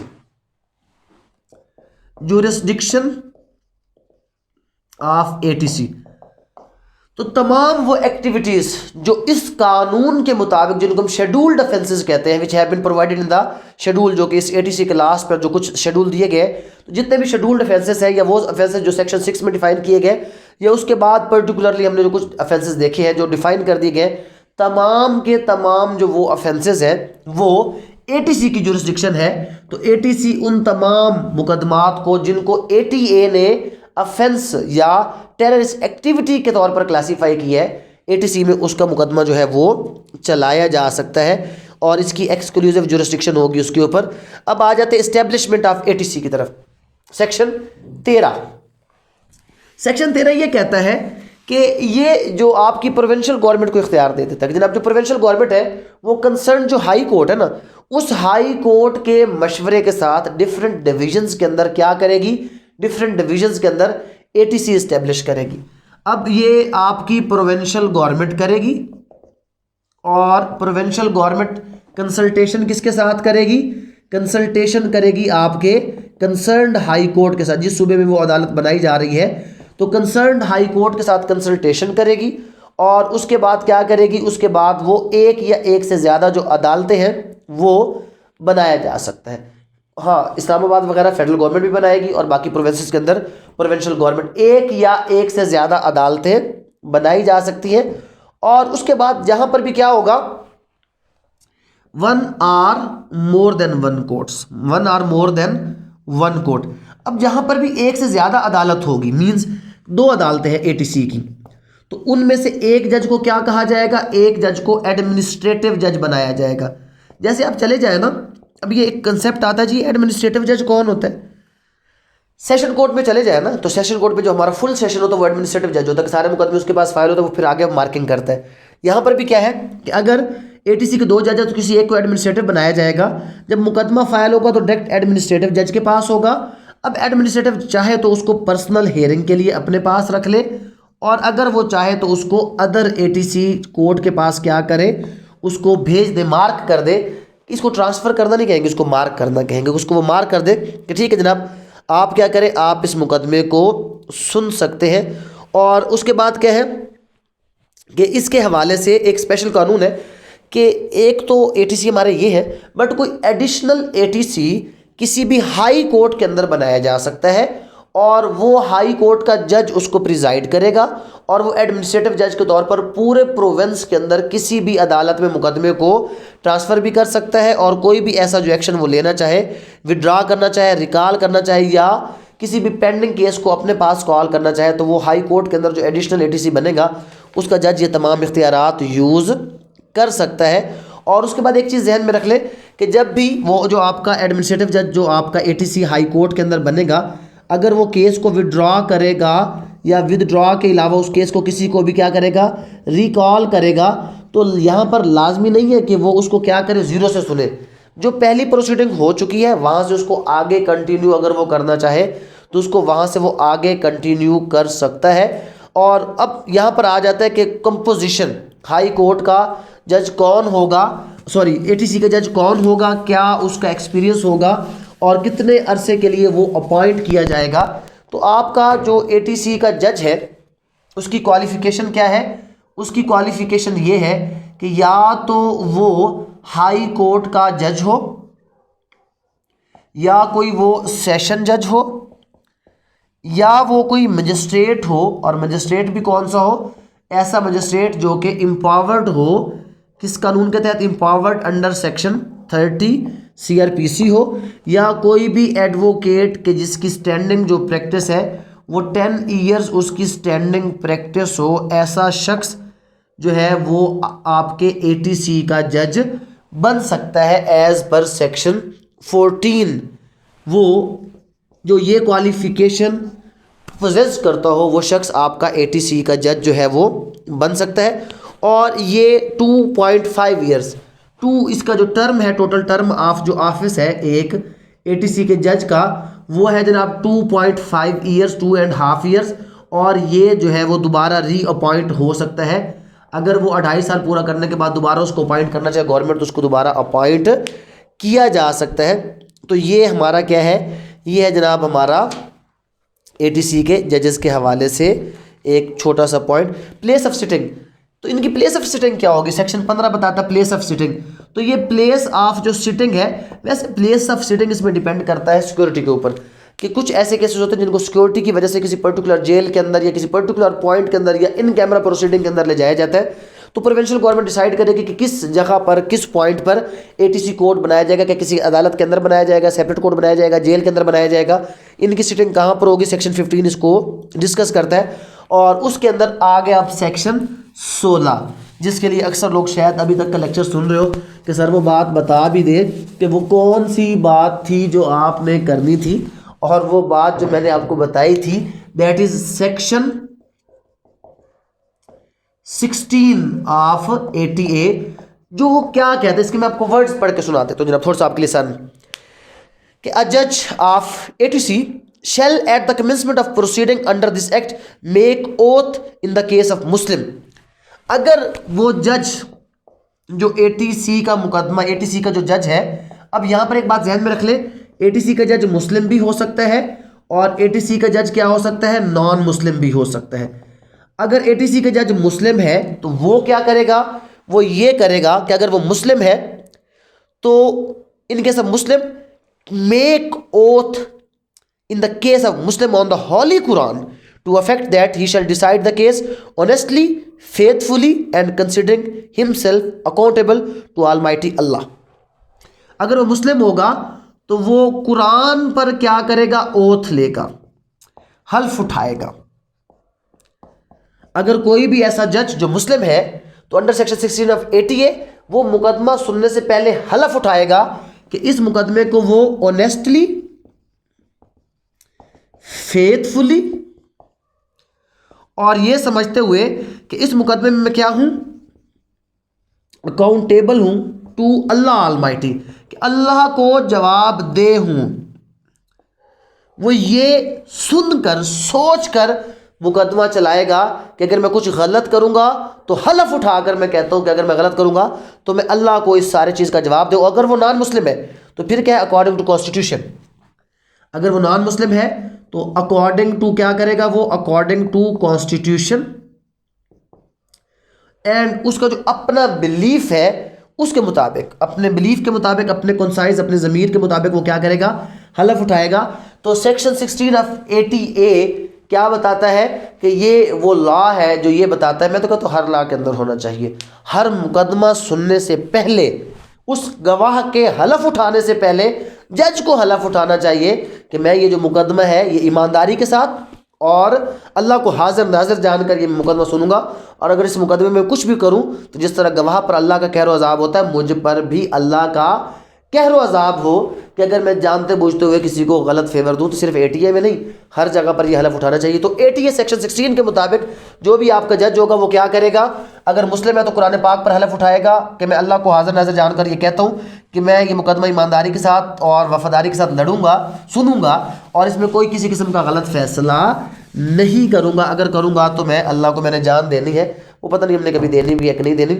Section 17 यहाँ से क्या है कि जनाब व्हेन ट्राइंग एन ऑफेंस क्या है कि पावर्स ऑफ ATC, तो ATC के पास क्या है कि जनाब अंडर दिस कोड, तो अगर कोई ऐसा ऑफेंस कि जो अदर देन वो ATC है कंबाइन हो गया, मतलब एक शख्स ने ऐसी एक्टिविटी की है जिसमें एक ऑफेंस ATA का लगा और एक उसके ऊपर सिंपल PPC लगा है, तो यहाँ पर उसका मुकदमा चल सकता है। जॉइंट ट्रायल की ऑप्शन, यहाँ पर जॉइंट ट्रायल की भी ऑप्शन मौजूद है। और two offences, one offence is triable under ATA and the other offence is triable under any other law which is not triable in the ATC, तो उनको कंबाइन करके ATC में उनका ट्रायल चलाया जा सकता है। और फिर क्या होगा कि पब्लिक प्रोसिक्यूटर या स्पेशल पब्लिक प्रोसिक्यूटर इस मकसद के लिए अपॉइंट किए जाएंगे कि जो क्या करेंगे, जो इसके मुताबिक मुकदमा सुनेंगे। और अब फिर एक मज़ीद इंतहाई अहम तरीन हमारा टॉपिक, जो इसमें भी जो दो हमारे टॉपिक है ना, उनमें जो सबसे इंपॉर्टेंट अभी जो टॉपिक रह गया वो यही है कि प्रोसीजर ऑफ एटीसी और ट्रायल इन एब्सेंशिया, दोनों बहुत इंपॉर्टेंट टॉपिक है। कि प्रोसीजर ऑफ एटीसी क्या है, कि अपने ट्रायल के अंदर सेक्शन 19 के बारे में हम पढ़ेंगे कि जो प्रोसीजर क्या है एटीसी का। अच्छा, यहां पर एक चीज छोटी सी याद रख लें कि procedure of ATC, ATC is equal to क्या है, ATC is equal to session code. तो ये जो सेशन कोड के बराबर है, तो सेशन का ट्रायल जो 265A से N तक CRPC में है, वो उसी सेम ट्रायल का प्रोसीजर फॉलो करेगा। मतलब फ्रेमिंग ऑफ चार्ज भी उसी वाले से करेगा, वो रिकॉर्डिंग ऑफ एविडेंस भी उसी के मुताबिक करेगा। तमाम वो प्रोविजंस जो वहाँ पर मौजूद है सेशन ट्रायल की, वो सारी की सारी प्रोविजंस के मुताबिक ही चलेगा। लेकिन यहाँ पर क्या है, यहाँ पर कुछ चीज़ें ये हैं जनाब कि उसके मुताबिक तो आल दो वो चलेगा, लेकिन कुछ सर्टन स्पेशल प्रोविजंस हैं जो एटीसी इसके बारे में देता है कि ट्रायल को सुनते हुए कौन कौन सी चीज़ों को उसको ख्याल करना है। यहाँ पर पहली बात ये इन्वेस्टिगेशन के बारे में पढ़ लेते हैं। प्रोसीजर ऑफ ट्रायल, जो प्रोसीजर ऑफ एटीसी है, इसको मुख्तलिफ हिस्सों में डिवाइड करेंगे। किन किन हिस्सों में डिवाइड करेंगे, एक तो इन्वेस्टिगेशन का प्रोसीजर पढ़ेंगे, फिर हम इसके अंदर ट्रायल का प्रोसीजर पढ़ेंगे, और लास्टली हम ट्रायल इन एब्सेंशिया का प्रोसीजर पढ़ेंगे। तो मींस जो आपका सेक्शन 19 है वो 3 एस्पेक्ट्स ऑफ ट्रायल के साथ डील करता है। One is investigation, other one is trial, and third one is trial in absentia. जी तो जनाब, यहां पर क्या मैं आपको बता रहा था कि जो सेक्शन 19 है ना, प्रोसीजर ऑफ एटीसी के बारे में है, कि प्रोसीजर और जो पावर्स है एटीसी की वो 19 के अंदर है। तो सेक्शन 19 जो है ना, वो दर हकीकत 3 एस्पेक्ट्स के साथ डील करता है। सबसे पहले वो डील करता है इन्वेस्टिगेशन के साथ। इसका प्रोसीजर बताता है कि जो आपकी इन्वेस्टिगेशन इस प्रोसीजर के तहत होगी वो कैसे होगी। फिर ट्रायल का प्रोसीजर बताता है कि एटीसी का ट्रायल कैसा होगा, और सबसे इंपॉर्टेंट प्रोसीजर जो 19 और उसके अंदर क्लास 10 के अंदर है, ट्रायल इन एब्सेंशिया के बारे में बताता है। तो सेक्शन 19 3 चीज़ों के बारे में बताता है, ट्रायल इन एब्सेंशिया के बारे में बताता है, सिंपल ट्रायल और इन्वेस्टिगेशन। अच्छा, पहले एक चीज़ ध्यान में रख ले कि जब कहीं पर कोई भी टेररिस्ट एक्टिविटी होगी तो वो प्रोसीजर स्टार्ट कहाँ से होगा। ये सेम वही चीज़ जो हमने पहले पढ़ी थी, थोड़ा सा इसको भी आप ध्यान में रख ले कि जब भी कोई टेररिस्ट एक्टिविटी कहीं पर रिपोर्ट होगी तो अंडर सेक्शन 154 उसके ऊपर क्या होगी, FIR कटेगी। Because all the terrorist activities are cognizable offenses in their nature. तो अंडर सेक्शन 154 क्या होगी, उसकी FIR कटेगी। और जब अंडर सेक्शन 154 FIR कटती है तो वही नो कि नेक्स्ट स्टेप क्या होता है, इन्वेस्टिगेशन। अब यहां पर जो इन्वेस्टिगेशन है उसके लिए पहली पाबंदी क्या है कि मिनिमम जो पुलिस ऑफिसर इसकी इन्वेस्टिगेशन करेगा ना, वो पुलिस ऑफिसर किस रैंक का हो सकता है, वो इंस्पेक्टर रैंक का होगा। इंस्पेक्टर रैंक से नीचे का बंदा तफ्तीश नहीं कर सकता, पहली चीज। हाँ, यहां पर JIT भी बनाई जा सकती है, ज्वाइंट इन्वेस्टिगेशन टीम। ये कब होगा कि जब कोई बहुत सीरियस नेचर का मामला होगा, उसके लिए ज्वाइंट इन्वेस्टिगेशन टीम जो है वो कॉन्स्टिट्यूट की जाएगी। और इस टीम को प्रिजाइड कौन करेगा, चेयर कौन करेगा, अगर पुलिस है तो एटलीस्ट SP जो 18 ग्रेड का होगा, उससे लोअर बंदा नहीं। और अगर वो आर्म्ड फोर्सेस या पैरामिलिट्री फोर्सेस या सिविल आर्म्ड फोर्सेस का बंदा है तो उस सूरत में भी क्या होगा, उस सूरत में भी वो बंदा जो है एटलीस्ट 18 ग्रेड्स मींस मेजर या उसके इक्विवेलेंट रैंक का बंदा होना चाहिए जो JIT को हेड करेगा। तो तफ्तीश या तो मिनिमम इंस्पेक्टर करेगा या JIT करेगी। हाँ, यहां पर एक चीज ध्यान में रख ले कि अगर क्लियर होना चाहिए कि अगर सेक्शन 4 और 5 के तहत जो हमने क्या कहा था, अब ज़हन पर जोर दे दें, सेक्शन 4 और 5 क्या था, कॉलिंग ऑफ आर्म्ड फोर्सेस। अगर सेक्शन 4 और 5 के तहत आर्म्ड फोर्स कॉल की गई थी तो उस सूरत में क्या होगा, उस सूरत में इस JIT के अंदर आर्म्ड फोर्सेस के उस मेंबर का होना ज़रूरी है। क्यों? क्योंकि उन लोगों ने वो जो सारा जो प्रोसेस है वो किया है, तो लिहाजा उन लोगों का यहां पर होना ज़रूरी है for the completion of investigation.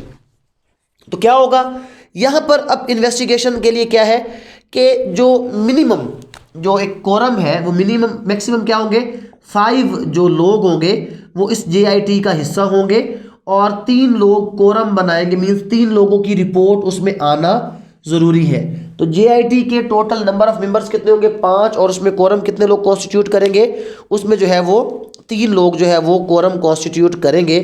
और उसके बाद क्या होगा, उसके बाद ये होगा कि इस तफ्तीश के लिए इन लोगों के पास टाइम कितना है। अब थोड़ा सा फर्क यहां पर आएगा, है वही तरीकाकार, ये जो तफ्तीश होगी यहां पर वही 161 की ही स्टेटमेंट रिकॉर्ड करेगी पुलिस, और उसके बाद यहां पर भी पुलिस के पास वो 161 169 वाला जो इख्तियार था किसी को रिलीज करने वाला वो भी मौजूद है। ठीक, तो सारी चीजें वही सेम है। अगर पुलिस किसी को अरेस्ट करेगी तो 24 आवर के अंदर यहां पर भी उसको क्या करेगी, पेश करेगी। लेकिन थोड़ा सा एक फर्क है कि 24 आवर प्लस 24 आवर का एक एडिशनल उसको टाइम दिया जा सकता है बिफोर दिस के वो उसको प्रॉपर तौर पर रिमांड के लिए पेश करे। थोड़ा सा ये फर्क यहां पर आ जाएगा, 24 जमा 24 आगे रिमांड। यहां पर इन्वेस्टिगेशन के लिए टाइम क्या है, 30 डेज कि जी 30 डेज के अंदर पुलिस ने अपना चालान, जो भी इन्वेस्टिगेशन टीम होगी उसने अपना चालान जमा करना होगा। एडिशनल 30 + 3 डेज उसको दिए जा सकते हैं।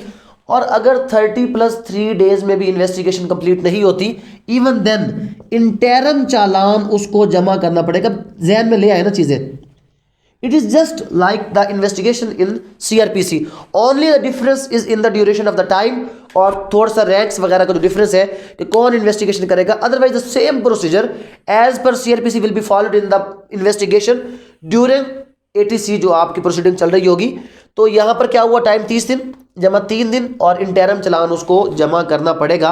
अब एक बात ध्यान में, हमने बात कर ली चालान की, वही सेम चीज क्या है कि जब ये तफ्तीश मुकम्मल कर लेगी पुलिस अपनी, जीआईटी या पुलिस अपनी तफ्तीश मुकम्मल करेगी, तो अंडर सेक्शन 173 क्या जमा करेगी, वो चालान। कितने दिनों में चालान जमा होगा, चालान जमा होगा 30 दिन के अंदर। और अगर 30 दिन में नहीं तो 30 जमा 33 डेज में कौन सा चालान जमा होगा, इंटरम चालान जमा होगा। अब यहां पर फिर फर्दर वही वाला काम कि जब इंटरम चालान सबमिट हो जाता है एटीसी के अंदर, अगर एटीसी चाहे तो वो इस इंटरम चालान के ऊपर क्या करे, इस इंटरम चालान के ऊपर ट्रायल को कमेंस कर दे। और अगर वो चाहे तो वो कहे नहीं भाई इंटरम नहीं, जब तक चालान कंप्लीट नहीं होगा हम इसको आगे फॉरवर्ड नहीं करेंगे। तो ये उसके पास इख्तियार मौजूद है।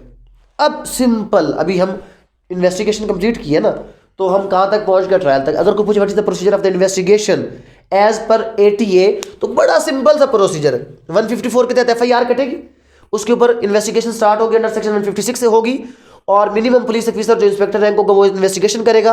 जीआईटी बनेगी तो 18 ग्रेड का बंदा जो एसपी होता है पुलिस में या उसके इक्विवेलेंट आर्म फोर्सेस का बंदा वो इन्वेस्टिगेशन करेगा। और 5 बंदे मैक्सिमम इसमें जीआईटी में होते हैं जिनमें 3 कोरम बनाते हैं, 3 की रिपोर्ट का आना जरूरी होता है। और 30 दिन का टाइम, अगर इसमें ये इन्वेस्टिगेशन पूरी नहीं करते तो 33 डेज के अंदर इंटरम चालान जमा करेंगे। और जो चालान जमा होगा, अगर आर्म फोर्सेस का बंदा ये कोई भी करेगा तो चालान जो है वो इंस्पेक्टर ही साइन करेगा। Who signs the challan under ATA, inspector 16 grade का जो होगा आपका, वो क्या करेगा, उस चालान को साइन करेगा। और वो चालान अगर वो इंटरम भी है तो वो जमा हो जाएगा। और इंटरम चालान पर मुकदमा चलाना है, ट्रायल चलाना है, ये इसको कंप्लीट चालान में लेकर जाना है, तो ये क्या होगा, ये जनाब आपके उसके वो हो जाएगा जज के ऊपर, उसकी डिस्क्रिप्शन के ऊपर हो जाएगा। अच्छा, यहां पर एक चीज ध्यान में रख ले, अगर federal government is not satisfied with the investigation of the police या कोई और रीजन है, तो this investigation can be transferred to any law and enforcement agency just like FIA वगैरह।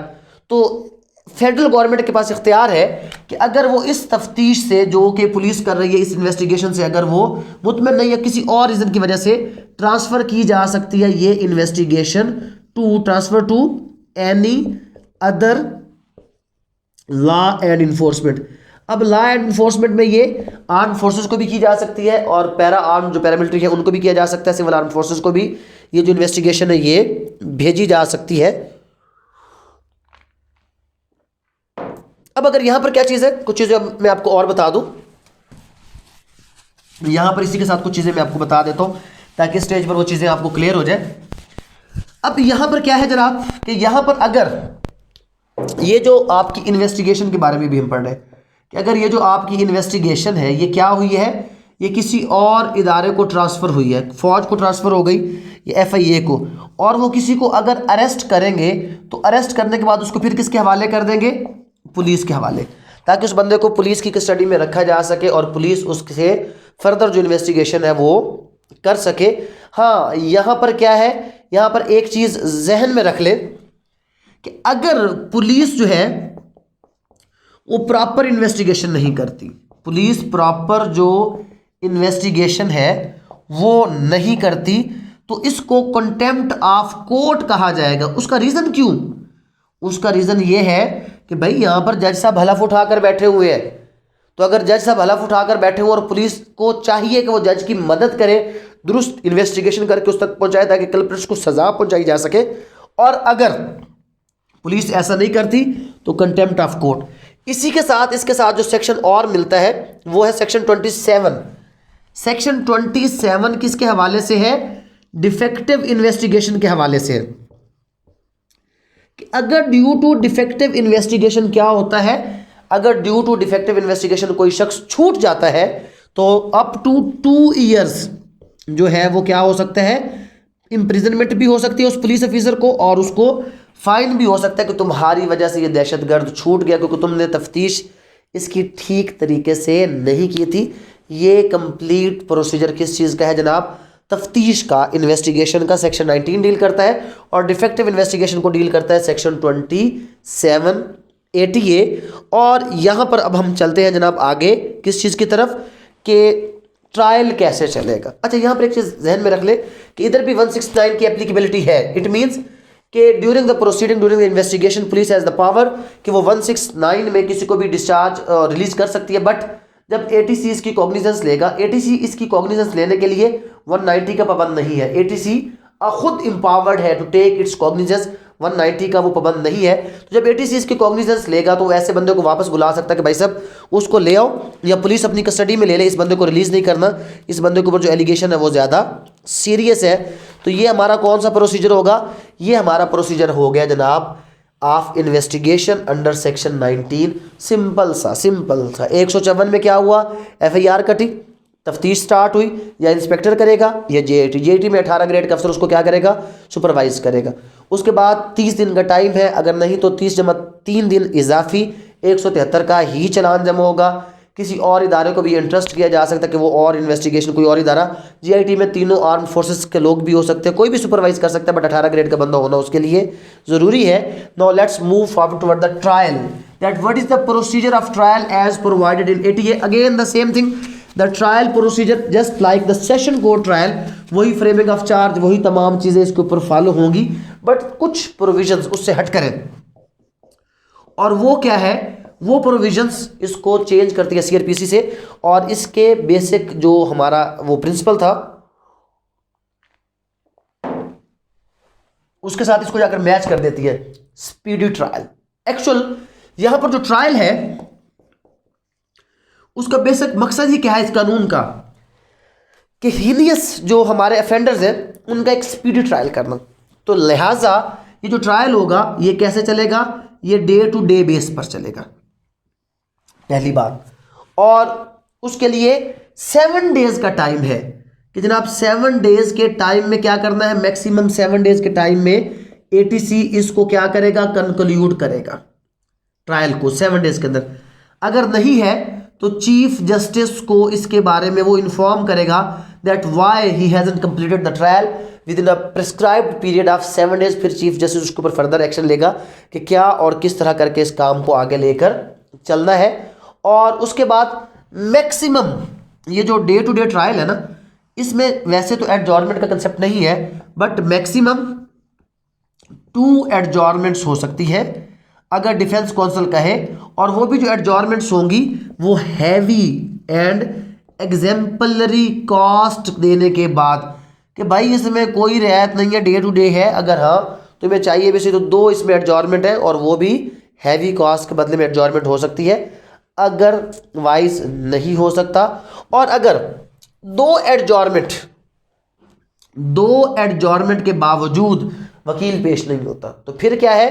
तो फिर रिस्पॉन्सिबिलिटी ऑफ कोर्ट है कि वो क्या करे? स्टेट काउंसिल, एक ऐसा स्टेट काउंसिल जो मिनिमम 7 ईयर्स एक्सपीरियंस रखता होगा क्रिमिनल मैटर में, उसको जो अक्यूज्ड काउंसिल के तौर पर जो है वो अपॉइंट करेगा कि भाई साहब आप क्या करें, आप अक्यूज्ड काउंसिल के तौर पर इस बंदे को डिफेंड करें, और अगर कोर्ट ऐसा नहीं करता तो फिर क्या होगा, फिर यहाँ पर वही सेम चीज़ कि ये वो कानून है जो जज को थोड़ा सा बाइंड कर रहा है कि अगर जज ऐसा नहीं करेगा तो उसके खिलाफ भी कार्रवाई होगी कि भाई तुमने क्यों उसको अक्यूज कौंसल नहीं दिया, तुमने क्यों विद इन टाइम इसको कंक्लूड नहीं किया, या अगर 7 दिन में कंक्लूड नहीं हुआ तो तुमने क्यों चीफ जस्टिस को इसके बारे में रिपोर्ट पेश नहीं की। अगर जज ऐसा नहीं करेगा तो उसके खिलाफ भी कार्रवाई हो सकती है इसके अंदर। और उसके बाद ये है मेन, और बाकी ट्रायल का प्रोसीजर जस्ट लाइक सीआरपीसी, वही फ्रेमिंग ऑफ चार्ज, वही plead guilty not plead guilty, वही रिकॉर्डिंग ऑफ एविडेंस, वही रिकॉर्डिंग ऑफ एविडेंस के बाद समिंग अप ऑफ एविडेंस, और उसके बाद फाइनल एक्विटल और conviction just like the CrPC. लेकिन थोड़ी सी जो चीज़ें चेंज है वो ये प्रोसीजर जो मैंने आपको बताया, और यहाँ पर हमने क्या कर दिया, जज को हेल्ड रिस्पॉन्सिबल कर दिया कि अगर वो सेक्शन 19 में बयान किया गया ट्रायल का प्रोसीजर उसको फॉलो नहीं करता तो उसके खिलाफ भी कार्रवाई अमल में लाई जा सकती है। अब आ जाते हैं हमारे मेन 1910 की तरफ। वो क्या है, trial in absentia. Is it possible कि क्या किसी शख्स की गैर मौजूदगी में क्या हो, ट्रायल हो। वैसे इसके ऊपर एक केस ला था इफ आई डू रिमेंबर, कि जिसमें trial in absentia, that trial क्या है कि कोई भी ऐसा trial in absence of accused, तो trial in absence of accused, although section 19 में ये चीज़ बयान की गई है कि trial in absence of accused हो सकता है, बट यहाँ पर क्या चीज़ है, यहाँ पर 1998 SCMR 1156 SCMR 1156 इस प्रोविज़न को जो कि ट्रायल इन एब्सेंशिया के मुतल्लिक है, जो कि आपके इस कानून के अंदर बताई गई, कहाँ पर बताई गई है, ये प्रोविज़न बताई गई है आपकी 1910B, trial in absentia 1910 class B. इसको इसने क्या कर दिया है, अनकॉन्स्टिट्यूशनल करार दे दिया, that it is unconstitutional, that's why null and void, और इसको कानून में नहीं होना चाहिए according to this case law. ये क्या है, according to this case law trial in absentia is unconstitutional. ये आपके फंडामेंटल राइट के खिलाफ है किसी शख्स की गैर मौजूदगी में उसका ट्रायल चलाना।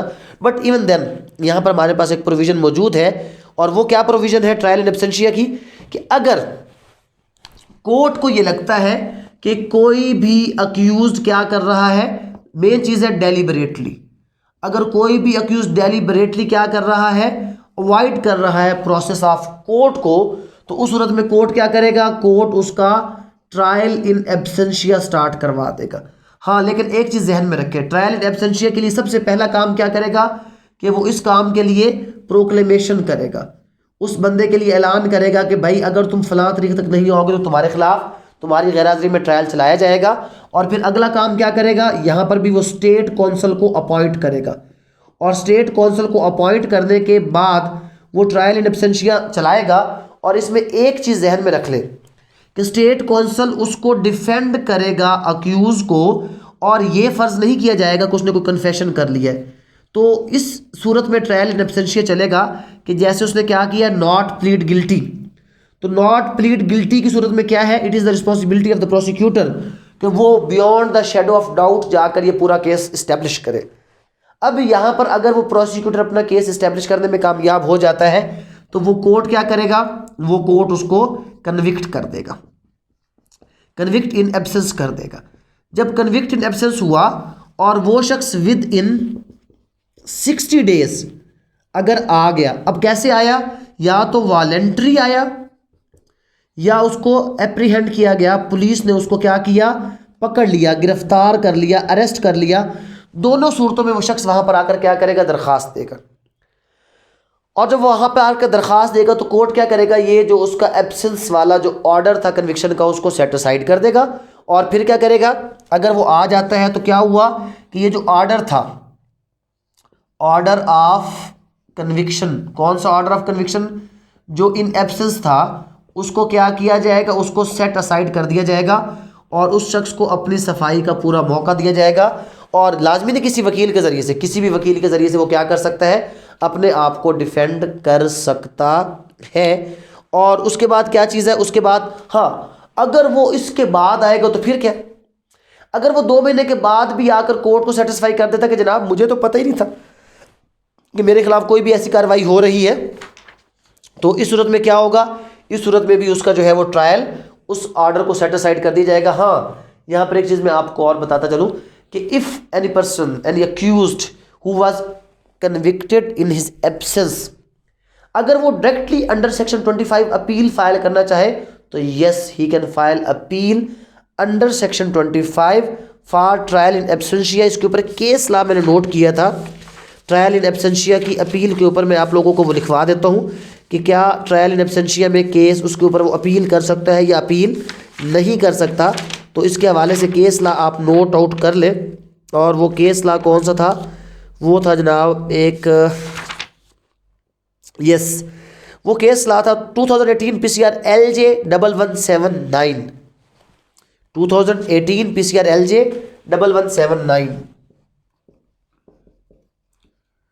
1179 ये है अपील के हवाले से। तो इट मींस अगर कोई पूछे कि what remedies are available for a person who was convicted in his absence, तो 2 remedies are available for a person who was convicted in his absence. 1 remedy कि उसी पनिशमेंट को सेट असाइड करने की दरखास्त दे दे, and the other remedy he can directly file appeal under section 25 before the high court according to 2018 PCR LJ 1179 कि वो ये कर सकता है। तो ट्रायल इन एब्सेंशिया क्या हुआ जनाब, ट्रायल इन एब्सेंशिया एक बहुत हमारा सिंपल सा कंसेप्ट था about the trial in absentia का, जिसको हमने इतना बड़ा हवा बनाया हुआ था। ट्रायल इन एब्सेंशिया क्या है कि अगर कोई शख्स डेलिबरेटली कोर्ट के प्रोसेस को अवॉइड करने के लिए अगर नहीं होता तो क्या किया जा सकता है, इस सूरत के अंदर कोर्ट उसका ट्रायल इन एब्सेंशिया स्टार्ट कर सकता है।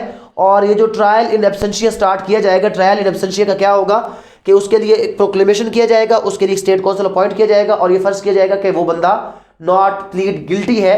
तो प्रोसिक्यूटर को कहा जाएगा कि आप इस केस को साबित करें। अगर वो साबित कर लेगा तो उस सूरत में कन्विक्ट किया जाएगा इन एब्सेंस। और अगर विद इन 60 डेज वो बंदा आ जाता है वॉलंटरीली या उसको गिरफ्तार किया जाता है और वो आकर रीज़न बता देता है तो उसको विद इन 60 डेज, तो विदाउट रीज़न भी क्या होगा, उसका जो फैसला है वो सेट असाइड हो जाएगा, उसको दोबारा क्या किया जाएगा, दोबारा मौका दे दिया जाएगा। अगर 60 दिन से बाद भी आता है तो उस सूरत में भी कोर्ट अगर वो सेटिस्फाई करता है तो कोर्ट उसको कंसिडर कर सकता है। तो ये एक रेमेडी। और अदर रेमेडी है अपील की कि वो अपील भी इसके ऊपर फाइल कर सकता है। This was all about trial in absentia as per ATA। अब थोड़ा सा आगे फॉरवर्ड करते हैं, जब सेक्शन 20 में से क्या हो चुका है, ओमिट हो चुका है, और आ जाते हैं हम सेक्शन 20 के बाद सेक्शन 21 की तरफ, प्रोटेक्शन ऑफ जजेस के बारे में। अब सेक्शन 21 किस चीज के हवाले से, प्रोटेक्शन ऑफ जजेस। ना सिर्फ जजेस बल्कि तमाम वो लोग जो ATC के साथ प्रोसिक्यूटर की सूरत में या किसी और सूरत में या विटनेस की सूरत में क्या है वो अटैच्ड है, इन्वॉल्व है। तो ऐसे तमाम लोग, उनकी प्रोटेक्शन के लिए क्या किया जाएगा, खुसूसी जो मेजर्स हैं वो ली जाएंगी और उसमें गवाह की आइडेंटिटी को भी छुपाया जाएगा, क्योंकि यहाँ पर ऐसे लोग हैं जिनके लिए जान लेना कोई मसला ही नहीं है। तो लिहाजा गवाह को, जज को, प्रोसिक्यूटर को, हर बंदे को बचाने के लिए हत्तुल इम्कान जो कोशिशें हैं वो की जाएंगी।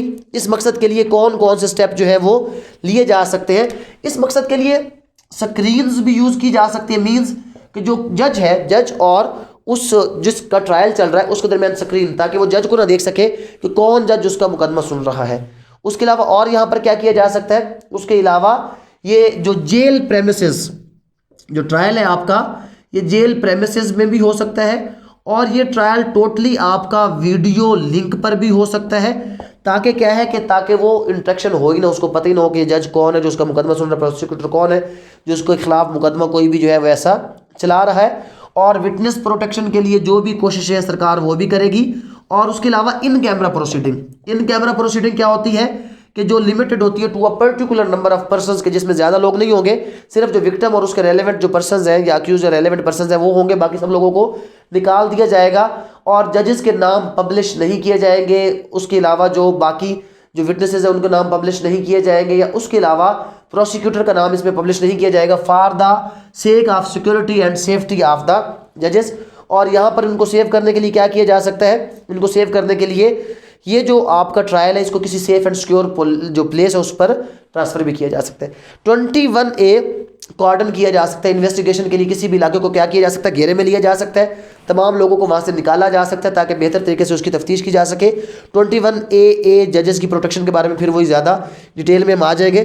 और उसके बाद 21B है टेररिस्ट इन्वेस्टिगेशन। अब यहाँ पर क्या है कि जब भी टेररिस्ट इन्वेस्टिगेशन होगी तो वहाँ पर मौजूद लोगों को फ़ौरन वहाँ से निकलने का कहा जा सकता है। फिर यहाँ पर एक और जो इंपॉर्टेंट चीज़ आ जाती है वो 21C, I think so I didn't mention in the outline, but मैं आपको बता दूं 21C के बारे में, इट्स अबाउट द ट्रेनिंग। 21 जो C है उसके 4 एस्पेक्ट आप पढ़ लें। एक तो ट्रेनिंग क्या करना, एक तो ट्रेनिंग प्रोवाइड करना, और एक क्या करना, वो जो ट्रेनिंग है वो ट्रेनिंग टेक ट्रेनिंग, ट्रेनिंग लेना। ये एक जो इसके ऊपर प्रोविजन है वो किसके ऊपर लगेगी, वो एडल्ट्स के ऊपर लगेगी। और यहां पर फर्दर है कि यही ट्रेनिंग अगर कोई चाइल्ड प्रोवाइड करे तो अब क्या होगा, और अगर यही ट्रेनिंग क्या है कि यही ट्रेनिंग कोई चाइल्ड टेक करे तो taking of training by child. अच्छा, यहां पर ट्रेनिंग का मतलब क्या है, असलहा वगैरह इस्तेमाल करना। हमें पता है कि आर्म फोर्सेस के लोग या पैरामिलिट्री फोर्सेस के लोग या कोई भी ऐसा बंदा जो असले की ट्रेनिंग लेता है ना एक प्रॉपर तरीके के साथ, तो वो with the approval of the government, government के नॉलेज के साथ वो ले सकता है। वैसे नहीं, एनसीसी वगैरह किसी ज़माने में चलते थे, जब ये ज़िया-उल-हक साहब आए थे तो उन्होंने एक चीज़ स्कूल्स एंड कॉलेज में इंट्रोड्यूस करवाई थी, but under the authority of the government. But without the government authority अगर कोई शख्स कोई भी किसी किस्म की मुसल्लह ट्रेनिंग लेता है तो इस कानून के मुताबिक वो क्या होगा, वो इस कानून के मुताबिक उसको हम अफेंडर, अगर कोई बम धमाका असलहा फायर आर्म ऐसी कोई भी चीज़ चलाने की ट्रेनिंग लेगा तो वो इसके अंदर क्या है, वो फॉल करेगा। और अगर कोई शख्स प्रोवाइड करेगा या कोई भी इंस्ट्रक्शन लेगा तो उस सूरत में क्या है 1 से 10 साल तक उसको सज़ा हो सकती है। और अगर उसमें क्या है कि वो बंदा चाइल्ड है, अगर ये एडल्ट है तो 1 से 10 ईयर्स, और अगर यही काम कौन करेगा एक बच्चा, तो 6 मंथ से लेकर उसको कितनी सज़ा हो सकती है, 5 ईयर्स तक की सज़ा जो है वो उसको दी जा सकती है अगर कोई भी शख्स इस तरह की एक्टिविटीज़ में इन्वॉल्व होगा ट्रेनिंग के हवाले से। Now let's come to the bail 21D के बेल के हवाले से क्या पर्टिकुलर यहां पर प्रोसीजर मौजूद है। तो एक चीज सिंपल जो यहां पर एक बताया गया सबसे पहले बेल के हवाले से कि जो भी यहां पर बेल है वो या तो एटीसी या हाई कोर्ट या सुप्रीम कोर्ट, मतलब इससे लोअर कोई भी अदालत जो है वो बेल नहीं दे सकती। तो बेल जो ग्रांट की जाएगी वही 496 के तहत भी हो सकती है, 497 के तहत भी हो सकती है, 498 के तहत भी हो सकती है, 426 जो भी बेल की एप्लीकेशन है सीआरपीसी की उसके ऊपर एप्लीकेबल तो है, 439 की भी इसमें एप्लीकेबल है, लेकिन वो एप्लीकेबल तब है कि जब वो एटीसी हाई कोर्ट या सुप्रीम कोर्ट इसके अलावा कोई और अदालत जो है वो जमानत नहीं दे सकती। No court other than ATC high court और सुप्रीम कोर्ट वो किसी भी अक्यूज को बेल ग्रांट नहीं कर सकती। और यहां पर for granting of bail 3 years and above, 3 years and above वाले तमाम ऑफेंसेस क्या क्लासीफाई किए जाएंगे, तमाम offences non bailable offences classify किए जाएंगे। और जो 10 इयर्स से अबव वाले होंगे वो सारे प्रोहिबिटरी क्लास में आएंगे कि वहां पर कोई भी बेल ग्रांट नहीं की जाएगी। 10 साल से ऊपर वाला ऑफेंस प्रोहिबिटरी क्लास में फॉल कर जाएगा। और उसके बाद बेल रोकी जा सकती है कि अगर ये हो कि बेल दी तो ये शख्स अदालत में नहीं आएगा, भाग जाएगा, जुर्म करेगा या कोई भी इस पूरे प्रोसेस को टेम्पर करने की कोशिश करेगा, उस सूरत में उसको बेल ग्रांट नहीं की जाएगी। जहां तक बात है रिमांड की, तो यहां पर जो पहला रिमांड है वो not less than 15 days and not more than 30 days.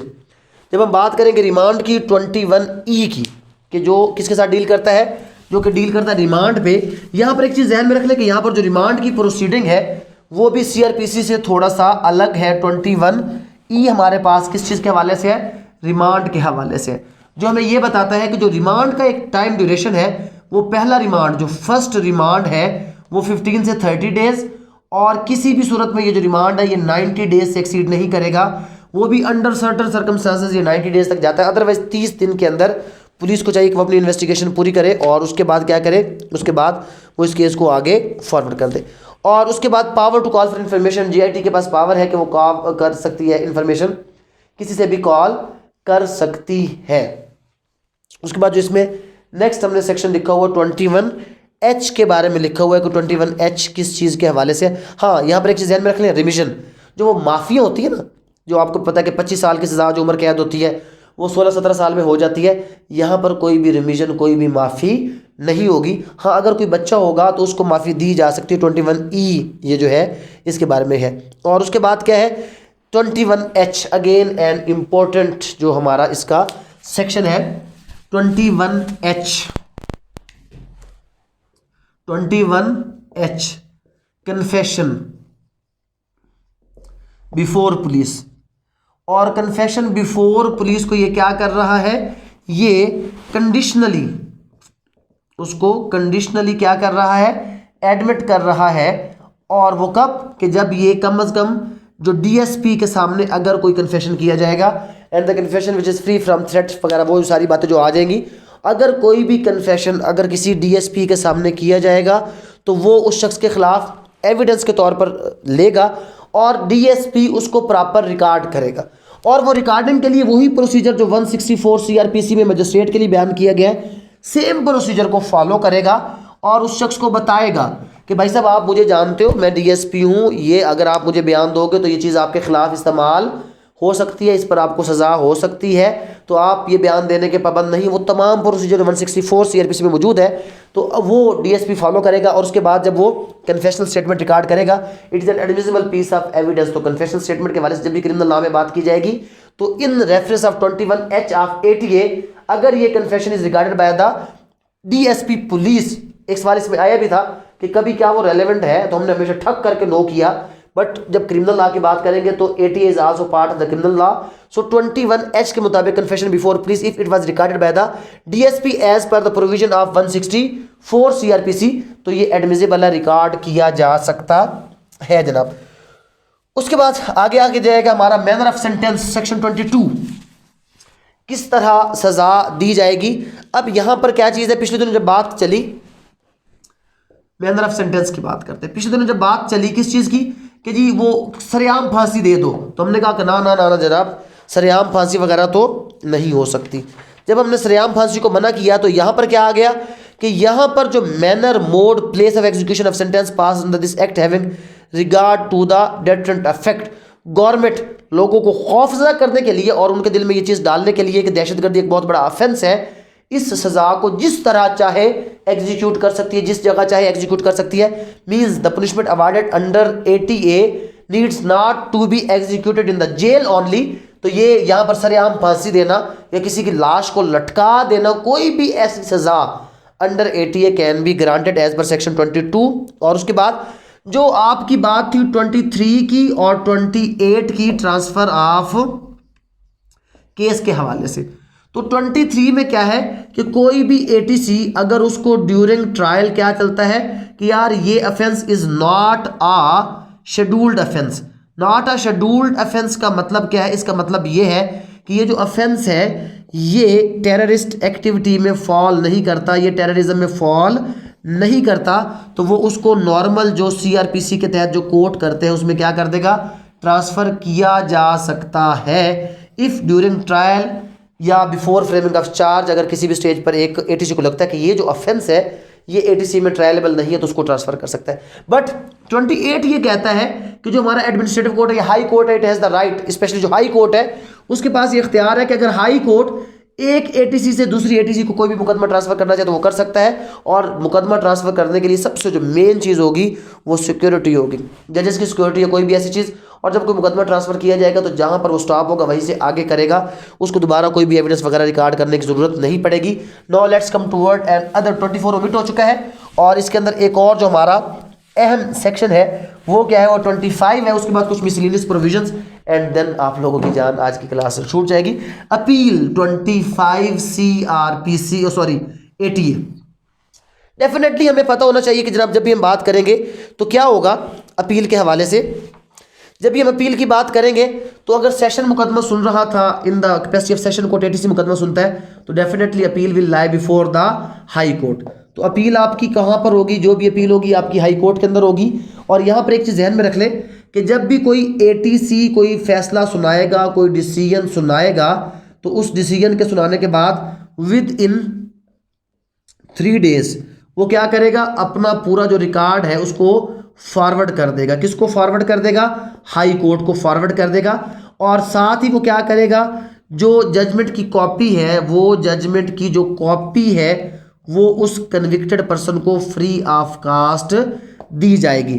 और ये कन्विक्टेड पर्सन क्या कर सकता है, इस कॉपी की बुनियाद पर विद इन 15 डेज, इसका टाइम है, विद इन 15 डेज वो हाई कोर्ट में अपील लगाएगा। कौन सी अपील लगाएगा, अपील अगेंस्ट कन्विक्शन। अगर कोई भी शख्स कन्विक्टेड है, the convicted person can file an appeal before the high court with in 15 days of passing of the sentence.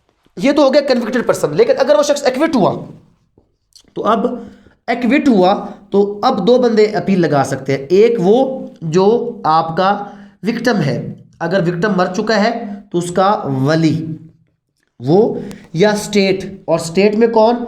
आपका डेप्यूटी, जो आपका क्या होता है हमारे अटॉर्नी जनरल, अगर वो फेडरल गवर्नमेंट मुकदमा लड़ रही है, अटॉर्नी जनरल। अगर हमारा वो मुकदमा कौन लड़ रहा है? प्रोविंशियल गवर्नमेंट, तो हमारे जो होते हैं उसमें कौन से हो जाएंगे? Advocate general. तो advocate general, attorney general, district attorney general, district advocate general, ये जो लोग हैं डेप्यूटी एडवोकेट जनरल, ये लोग क्या कर सकते हैं? ये लोग अपील अगेंस्ट एक्विटल लगाएंगे, लेकिन इनके पास टाइम क्या है? 30 days का टाइम है। तो अगर अपील अगेंस्ट कन्विक्शन लगानी है तो उसका time 15 days, and appeal against जो आपका एक्विटल है उसका जो टाइम है वो 30 दिन के अंदर होगा। और हाई कोर्ट का क्या प्रोसीजर होगा? Procedure of appeal in high court, ये भी एक इंपॉर्टेंट पॉइंट है। What is the procedure which is to be followed by the high court during appeal against ATA? तो वो क्या करेगा? 7 days का टाइम है जनाब। 7 days में वो अपील को फाइनली डिस्पोज ऑफ करेगा, और इसके लिए एक डीबी बनाई जाएगी जो इस मुकदमे को सुनेगी, प्रेफरल बेसिस के ऊपर सुनेगी और डे टू डे बेस पर सुनेगी। और यहाँ पर भी क्या है, कोई भी किसी किस्म का एडजॉर्नमेंट नहीं होगा। मैक्सिमम 2 एडजॉर्नमेंट्स हो सकती हैं। 5 पेशियों में इसको विद इन 7 days अपील को कंक्लूड करना ज़रूरी होता है। 7 दिन अपील के, 7 दिन ट्रायल के। अगर हम सीक्वेंस में चलेंगे 15 दिन दरमियान वाले कन्विक्शन वाले, तो 7, 7 और 15 महीने के अंदर इसको क्या होना चाहिए? एटीसी के ट्रायल को कन्विक्ट होना चाहिए, पूरा होना चाहिए। बट ऑल दो ऐसा होता नहीं है। And we have already gone through the defective investigation. अगर पुलिस डिफेक्टिव इन्वेस्टिगेशन करेगी तो उसको सजा दी जाएगी, और अगर वो अच्छी इन्वेस्टिगेशन करेगी तो उस सूरत में क्या किया जाएगा? उस सूरत में जो प्राइज है वो उसको दिया जा सकता है अंडर सेक्शन 27। उसके बाद हमारे पास कुछ मिसलेनियस प्रोविजन इसमें आ जाती हैं 27 के बाद। कौन कौन सी जनाब? इसमें 28 ट्रांसफर ऑफ केस हम ऑलरेडी पढ़ चुके हैं, और 28 के बाद जो हमारे पास इसकी प्रोसीजिंग एक आ जाएगी वो क्या? 29 trial before ATC to have president.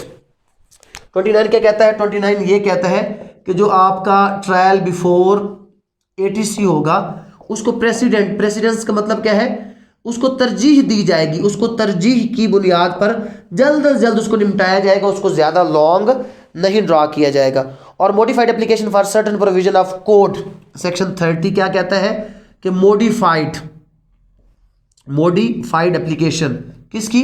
Modified application of certain provisions of CrPC. तो सीआरपीसी की सर्टेन प्रोविजन को मॉडिफाई करने के बाद क्या किया जा सकता है? अप्लाई किया जा सकता है। इसके मुताबिक ये इख्तियार मौजूद है हमारे पास। और उसके बाद 31 आ जाता है फाइनलिटी ऑफ द जजमेंट। जो भी फैसला होगा एटीसी का वो क्या होगा? वो फाइनल होगा और उसको चेंज नहीं किया जाएगा, मीन्स रिव्यू वगैरह नहीं होगा अपील के अंदर। अगर वो definitely appeal is the continuous है उसके बारे में वो किया जा सकता है। और ओवर राइडिंग इफेक्ट, जितने भी कानून इस हवाले से ऑलरेडी वर्क कर रहे हैं ये एटीए का ओवर राइडिंग इफेक्ट है, मीन्स ये सब के ऊपर सुपरसीड करेगा। और जितने भी इसमें ऑलरेडी लोकल या कोई लॉज जनरल मौजूद है वो सारे के सारे सुपरसीडेड हो जाएंगे। और इसमें 33 क्या है कि 33 ये कहता है कि फेडरल गवर्नमेंट अगर कोई भी पावर किसी भी इदारे को डेलीगेट करना चाहे तो डेलीगेट कर सकती है। 34 ये कहता है कि जनाब अमेंड द शेड्यूल, जो हमने शेड्यूल को अमेंड किया, यानी कि शेड्यूल को अमेंड करने का मतलब क्या है कि किसी चीज़ को टेररिस्ट एक्टिविटी में डालना हो, निकालना हो, ये भी किया जा सकता है। और उसके बाद पावर टू मेक रूल्स 35 के मुताबिक क्या है? 35 के मुताबिक पावर टू मेक रूल्स, इस सिस्टम को बेहतर बनाने के लिए कोई भी किसी किस्म के जो रूल्स हैं वो बनाए जा सकते हैं। और 36 सेविंग, यहां पर कुछ चीजें ऑलरेडी, मतलब सेविंग का मतलब क्या होता है? कोई भी ऐसी चीज जो किसी और कानून में मौजूद है और वो सुपरसीड कर रही है। तो यहां पर क्या कहा गया कि कोई भी अगर जो कानून नेवल आर्म्ड मिलिट्री फोर्सेस के मुतल्लिक होगा तो उनका जो ट्रायल का होगा, जैसे भी आपके पास मिलिट्री कोर्ट्स आ गए तो एटीसी वहां पर भी दहशतगर्दों का ही मुकदमा चलता है, बट वो उनकी प्रोसीडिंग सुपरसीड करेगी और ये प्रोसीडिंग वहां पर सुपरसीड नहीं करेगी। ये सेविंग है कि जो मिलिट्री रूल्स हैं वो हमेशा ऊपर रहेंगे, उनका ओवर राइडिंग इफेक्ट होगा, इसके ऊपर ये सेविंग क्लासेस की मौजूद है। कंटेम्प्ट ऑफ कोर्ट 37, अगर कोई भी शख्स इस प्रोसीडिंग को किसी भी तरीके से क्या करेगा, किसी भी तरीके से अबॉर्ट करेगा या कोई भी ऐसा काम करेगा जो कोर्ट के लिए स्कैंडलाइज बन जाएगा या कुछ भी ऐसा काम करेगा कि जिसके मुतल्लिक क्या है कि अदालत उसको कंटेम्प्ट में करे, तो उसको 6 महीने तक की रिगोरस इम्प्रिजनमेंट हो सकती है। कंटेम्प्ट ऑफ कोर्ट के ऊपर 6 मंथ तक की रिगोरस इम्प्रिजनमेंट हो सकती है। 38 हम ऑलरेडी डिस्कस कर चुके हैं अबाउट द रेट्रोस्पेक्टिव इफेक्ट के बारे में कि जनाब इसका रेट्रोस्पेक्टिव इफेक्ट आल दो ट्रायल की हद तक है बट पुनिशमेंट पे कोई भी रेट्रोस्पेक्टिव इफेक्ट इसका मौजूद नहीं है। और इंडेमनिटी है जनाब, किसी भी शख्स के खिलाफ कोई भी किसी किस्म का मुकदमा नहीं चलाया जाएगा अगर उसने इस मुकदमे में कोई भी किसी किस्म का ऐसा काम किया है कि जो कि बोनाफाइडली था, विद गुड इंटेंशन था, तो उसके ऊपर किसी किस्म का कोई मुकदमा नहीं चलाया जा सकता। एंड द 39A रिपील के मुतल्लिक है। और उसके बाद जनाब हमारा लास्ट इसमें आ जाता है section 40 amendment of criminal law amendment act. 40 है जनाब अमेंडमेंट, तो वो जो क्रिमिनल लॉ अमेंडमेंट एक्ट है उसके हवाले से इसका लास्ट सेक्शन क्या कहता है कि in the criminal law amendment act the following amendment shall be made. कौन कौन सी अमेंडमेंट इसके जरिए से क्रिमिनल लॉ अमेंडमेंट एक्ट में कुछ अमेंडमेंट की जाएंगी। और सेक्शन 15 में क्लास 2 में the word violence and intimidation, the word terrorist, तो कुछ लफ्ज़ वहाँ पर जो मुख्तलिफ जो कानून है जो हमारी पहले अमेंडमेंट आई है वहाँ पर ये टेररिज्म के हवाले से जो पर्टिकुलर टर्म्स यूज़ की गई है तो वो उसके अंदर यूज़ कर दी जाएंगी। This was all about the anti terrorism act on finger tips. Hope so कि अब आपको ये उतना मुश्किल नहीं लग रहा होगा कि जितना मुश्किल ये आपको लगता था। बहुत सिंपल सा है, ये बहुत सिंपल सा है, इसमें कोई खास बात नहीं है। इसमें जो मेन चीज़ हमने देखी थी वो क्या थी, 6 और 7 देखा था, जिसमें हमने क्या किया था, हाईजैकिंग, किडनैपिंग फॉर रैंसम, और उसके अलावा हमने जो हॉस्टेज टेकिंग था और किसी की डेथ काज करने को डेथ और लाइफ इंप्रिजनमेंट तक ले गए। तो उसके अलावा फिर हमने कुछ कहा था कि जनाब उसमें कोई अगर सीरियस इंजरी हो जाती है, सीरियस प्रॉपर्टी की इंजरी हो जाती है या उसमें जान जा सकती थी तो फिर क्या है उसमें सज़ा हमने कर दी 10 से लेकर उसकी सज़ा आगे फर्दर कितनी कर दी, वो लाइफ इंप्रिजनमेंट तक कर दी। और एक्सप्लोजिव मटेरियल का यूज़ जो था उसमें हमने 14 साल से लेकर फर्दर उसकी सज़ा कर दी। तो वो सज़ाओं के बारे में पढ़ा, फिर प्रोस्क्राइब्ड ऑर्गेनाइजेशन के बारे में पढ़ा, सेक्टरियल एक्टिविटीज़ के बारे में पढ़ा और प्रोस्क्राइब्ड पर्सनस के बारे में पढ़ा। फिर हमने फर्दर जो इसमें मोस्ट इंपॉर्टेंट चीज़ें देखी वो ट्रायल एंड एब्सेंशिया और procedure of the investigation. This was all about 80A। Hope so if I manage the time, अभी भी तकरीबन 2:30 बज चुके हैं मेरे ख्याल में रात के। और if I manage the time इंशाल्लाह tomorrow we will have I think so जो हमारा है लॉ कौन सा है जो आपका साइबर क्राइम्स के हवाले से मुझे काफ़ी ज़्यादा लोगों ने कहा है कि sir kindly cyber crimes on finger tip के हवाले से कुछ हमें गाइड किया जाए। तो इंशाल्लाह जो इलेक्ट्रॉनिक ट्रांजैक्शन ऑर्डिनेंस है we will try to bring it on finger tips in our tomorrow's lecture. So good night, अल्लाह हाफिज़। ज़िंदगी रही तो कल इंशाल्लाह मुलाकात होगी आप लोगों से।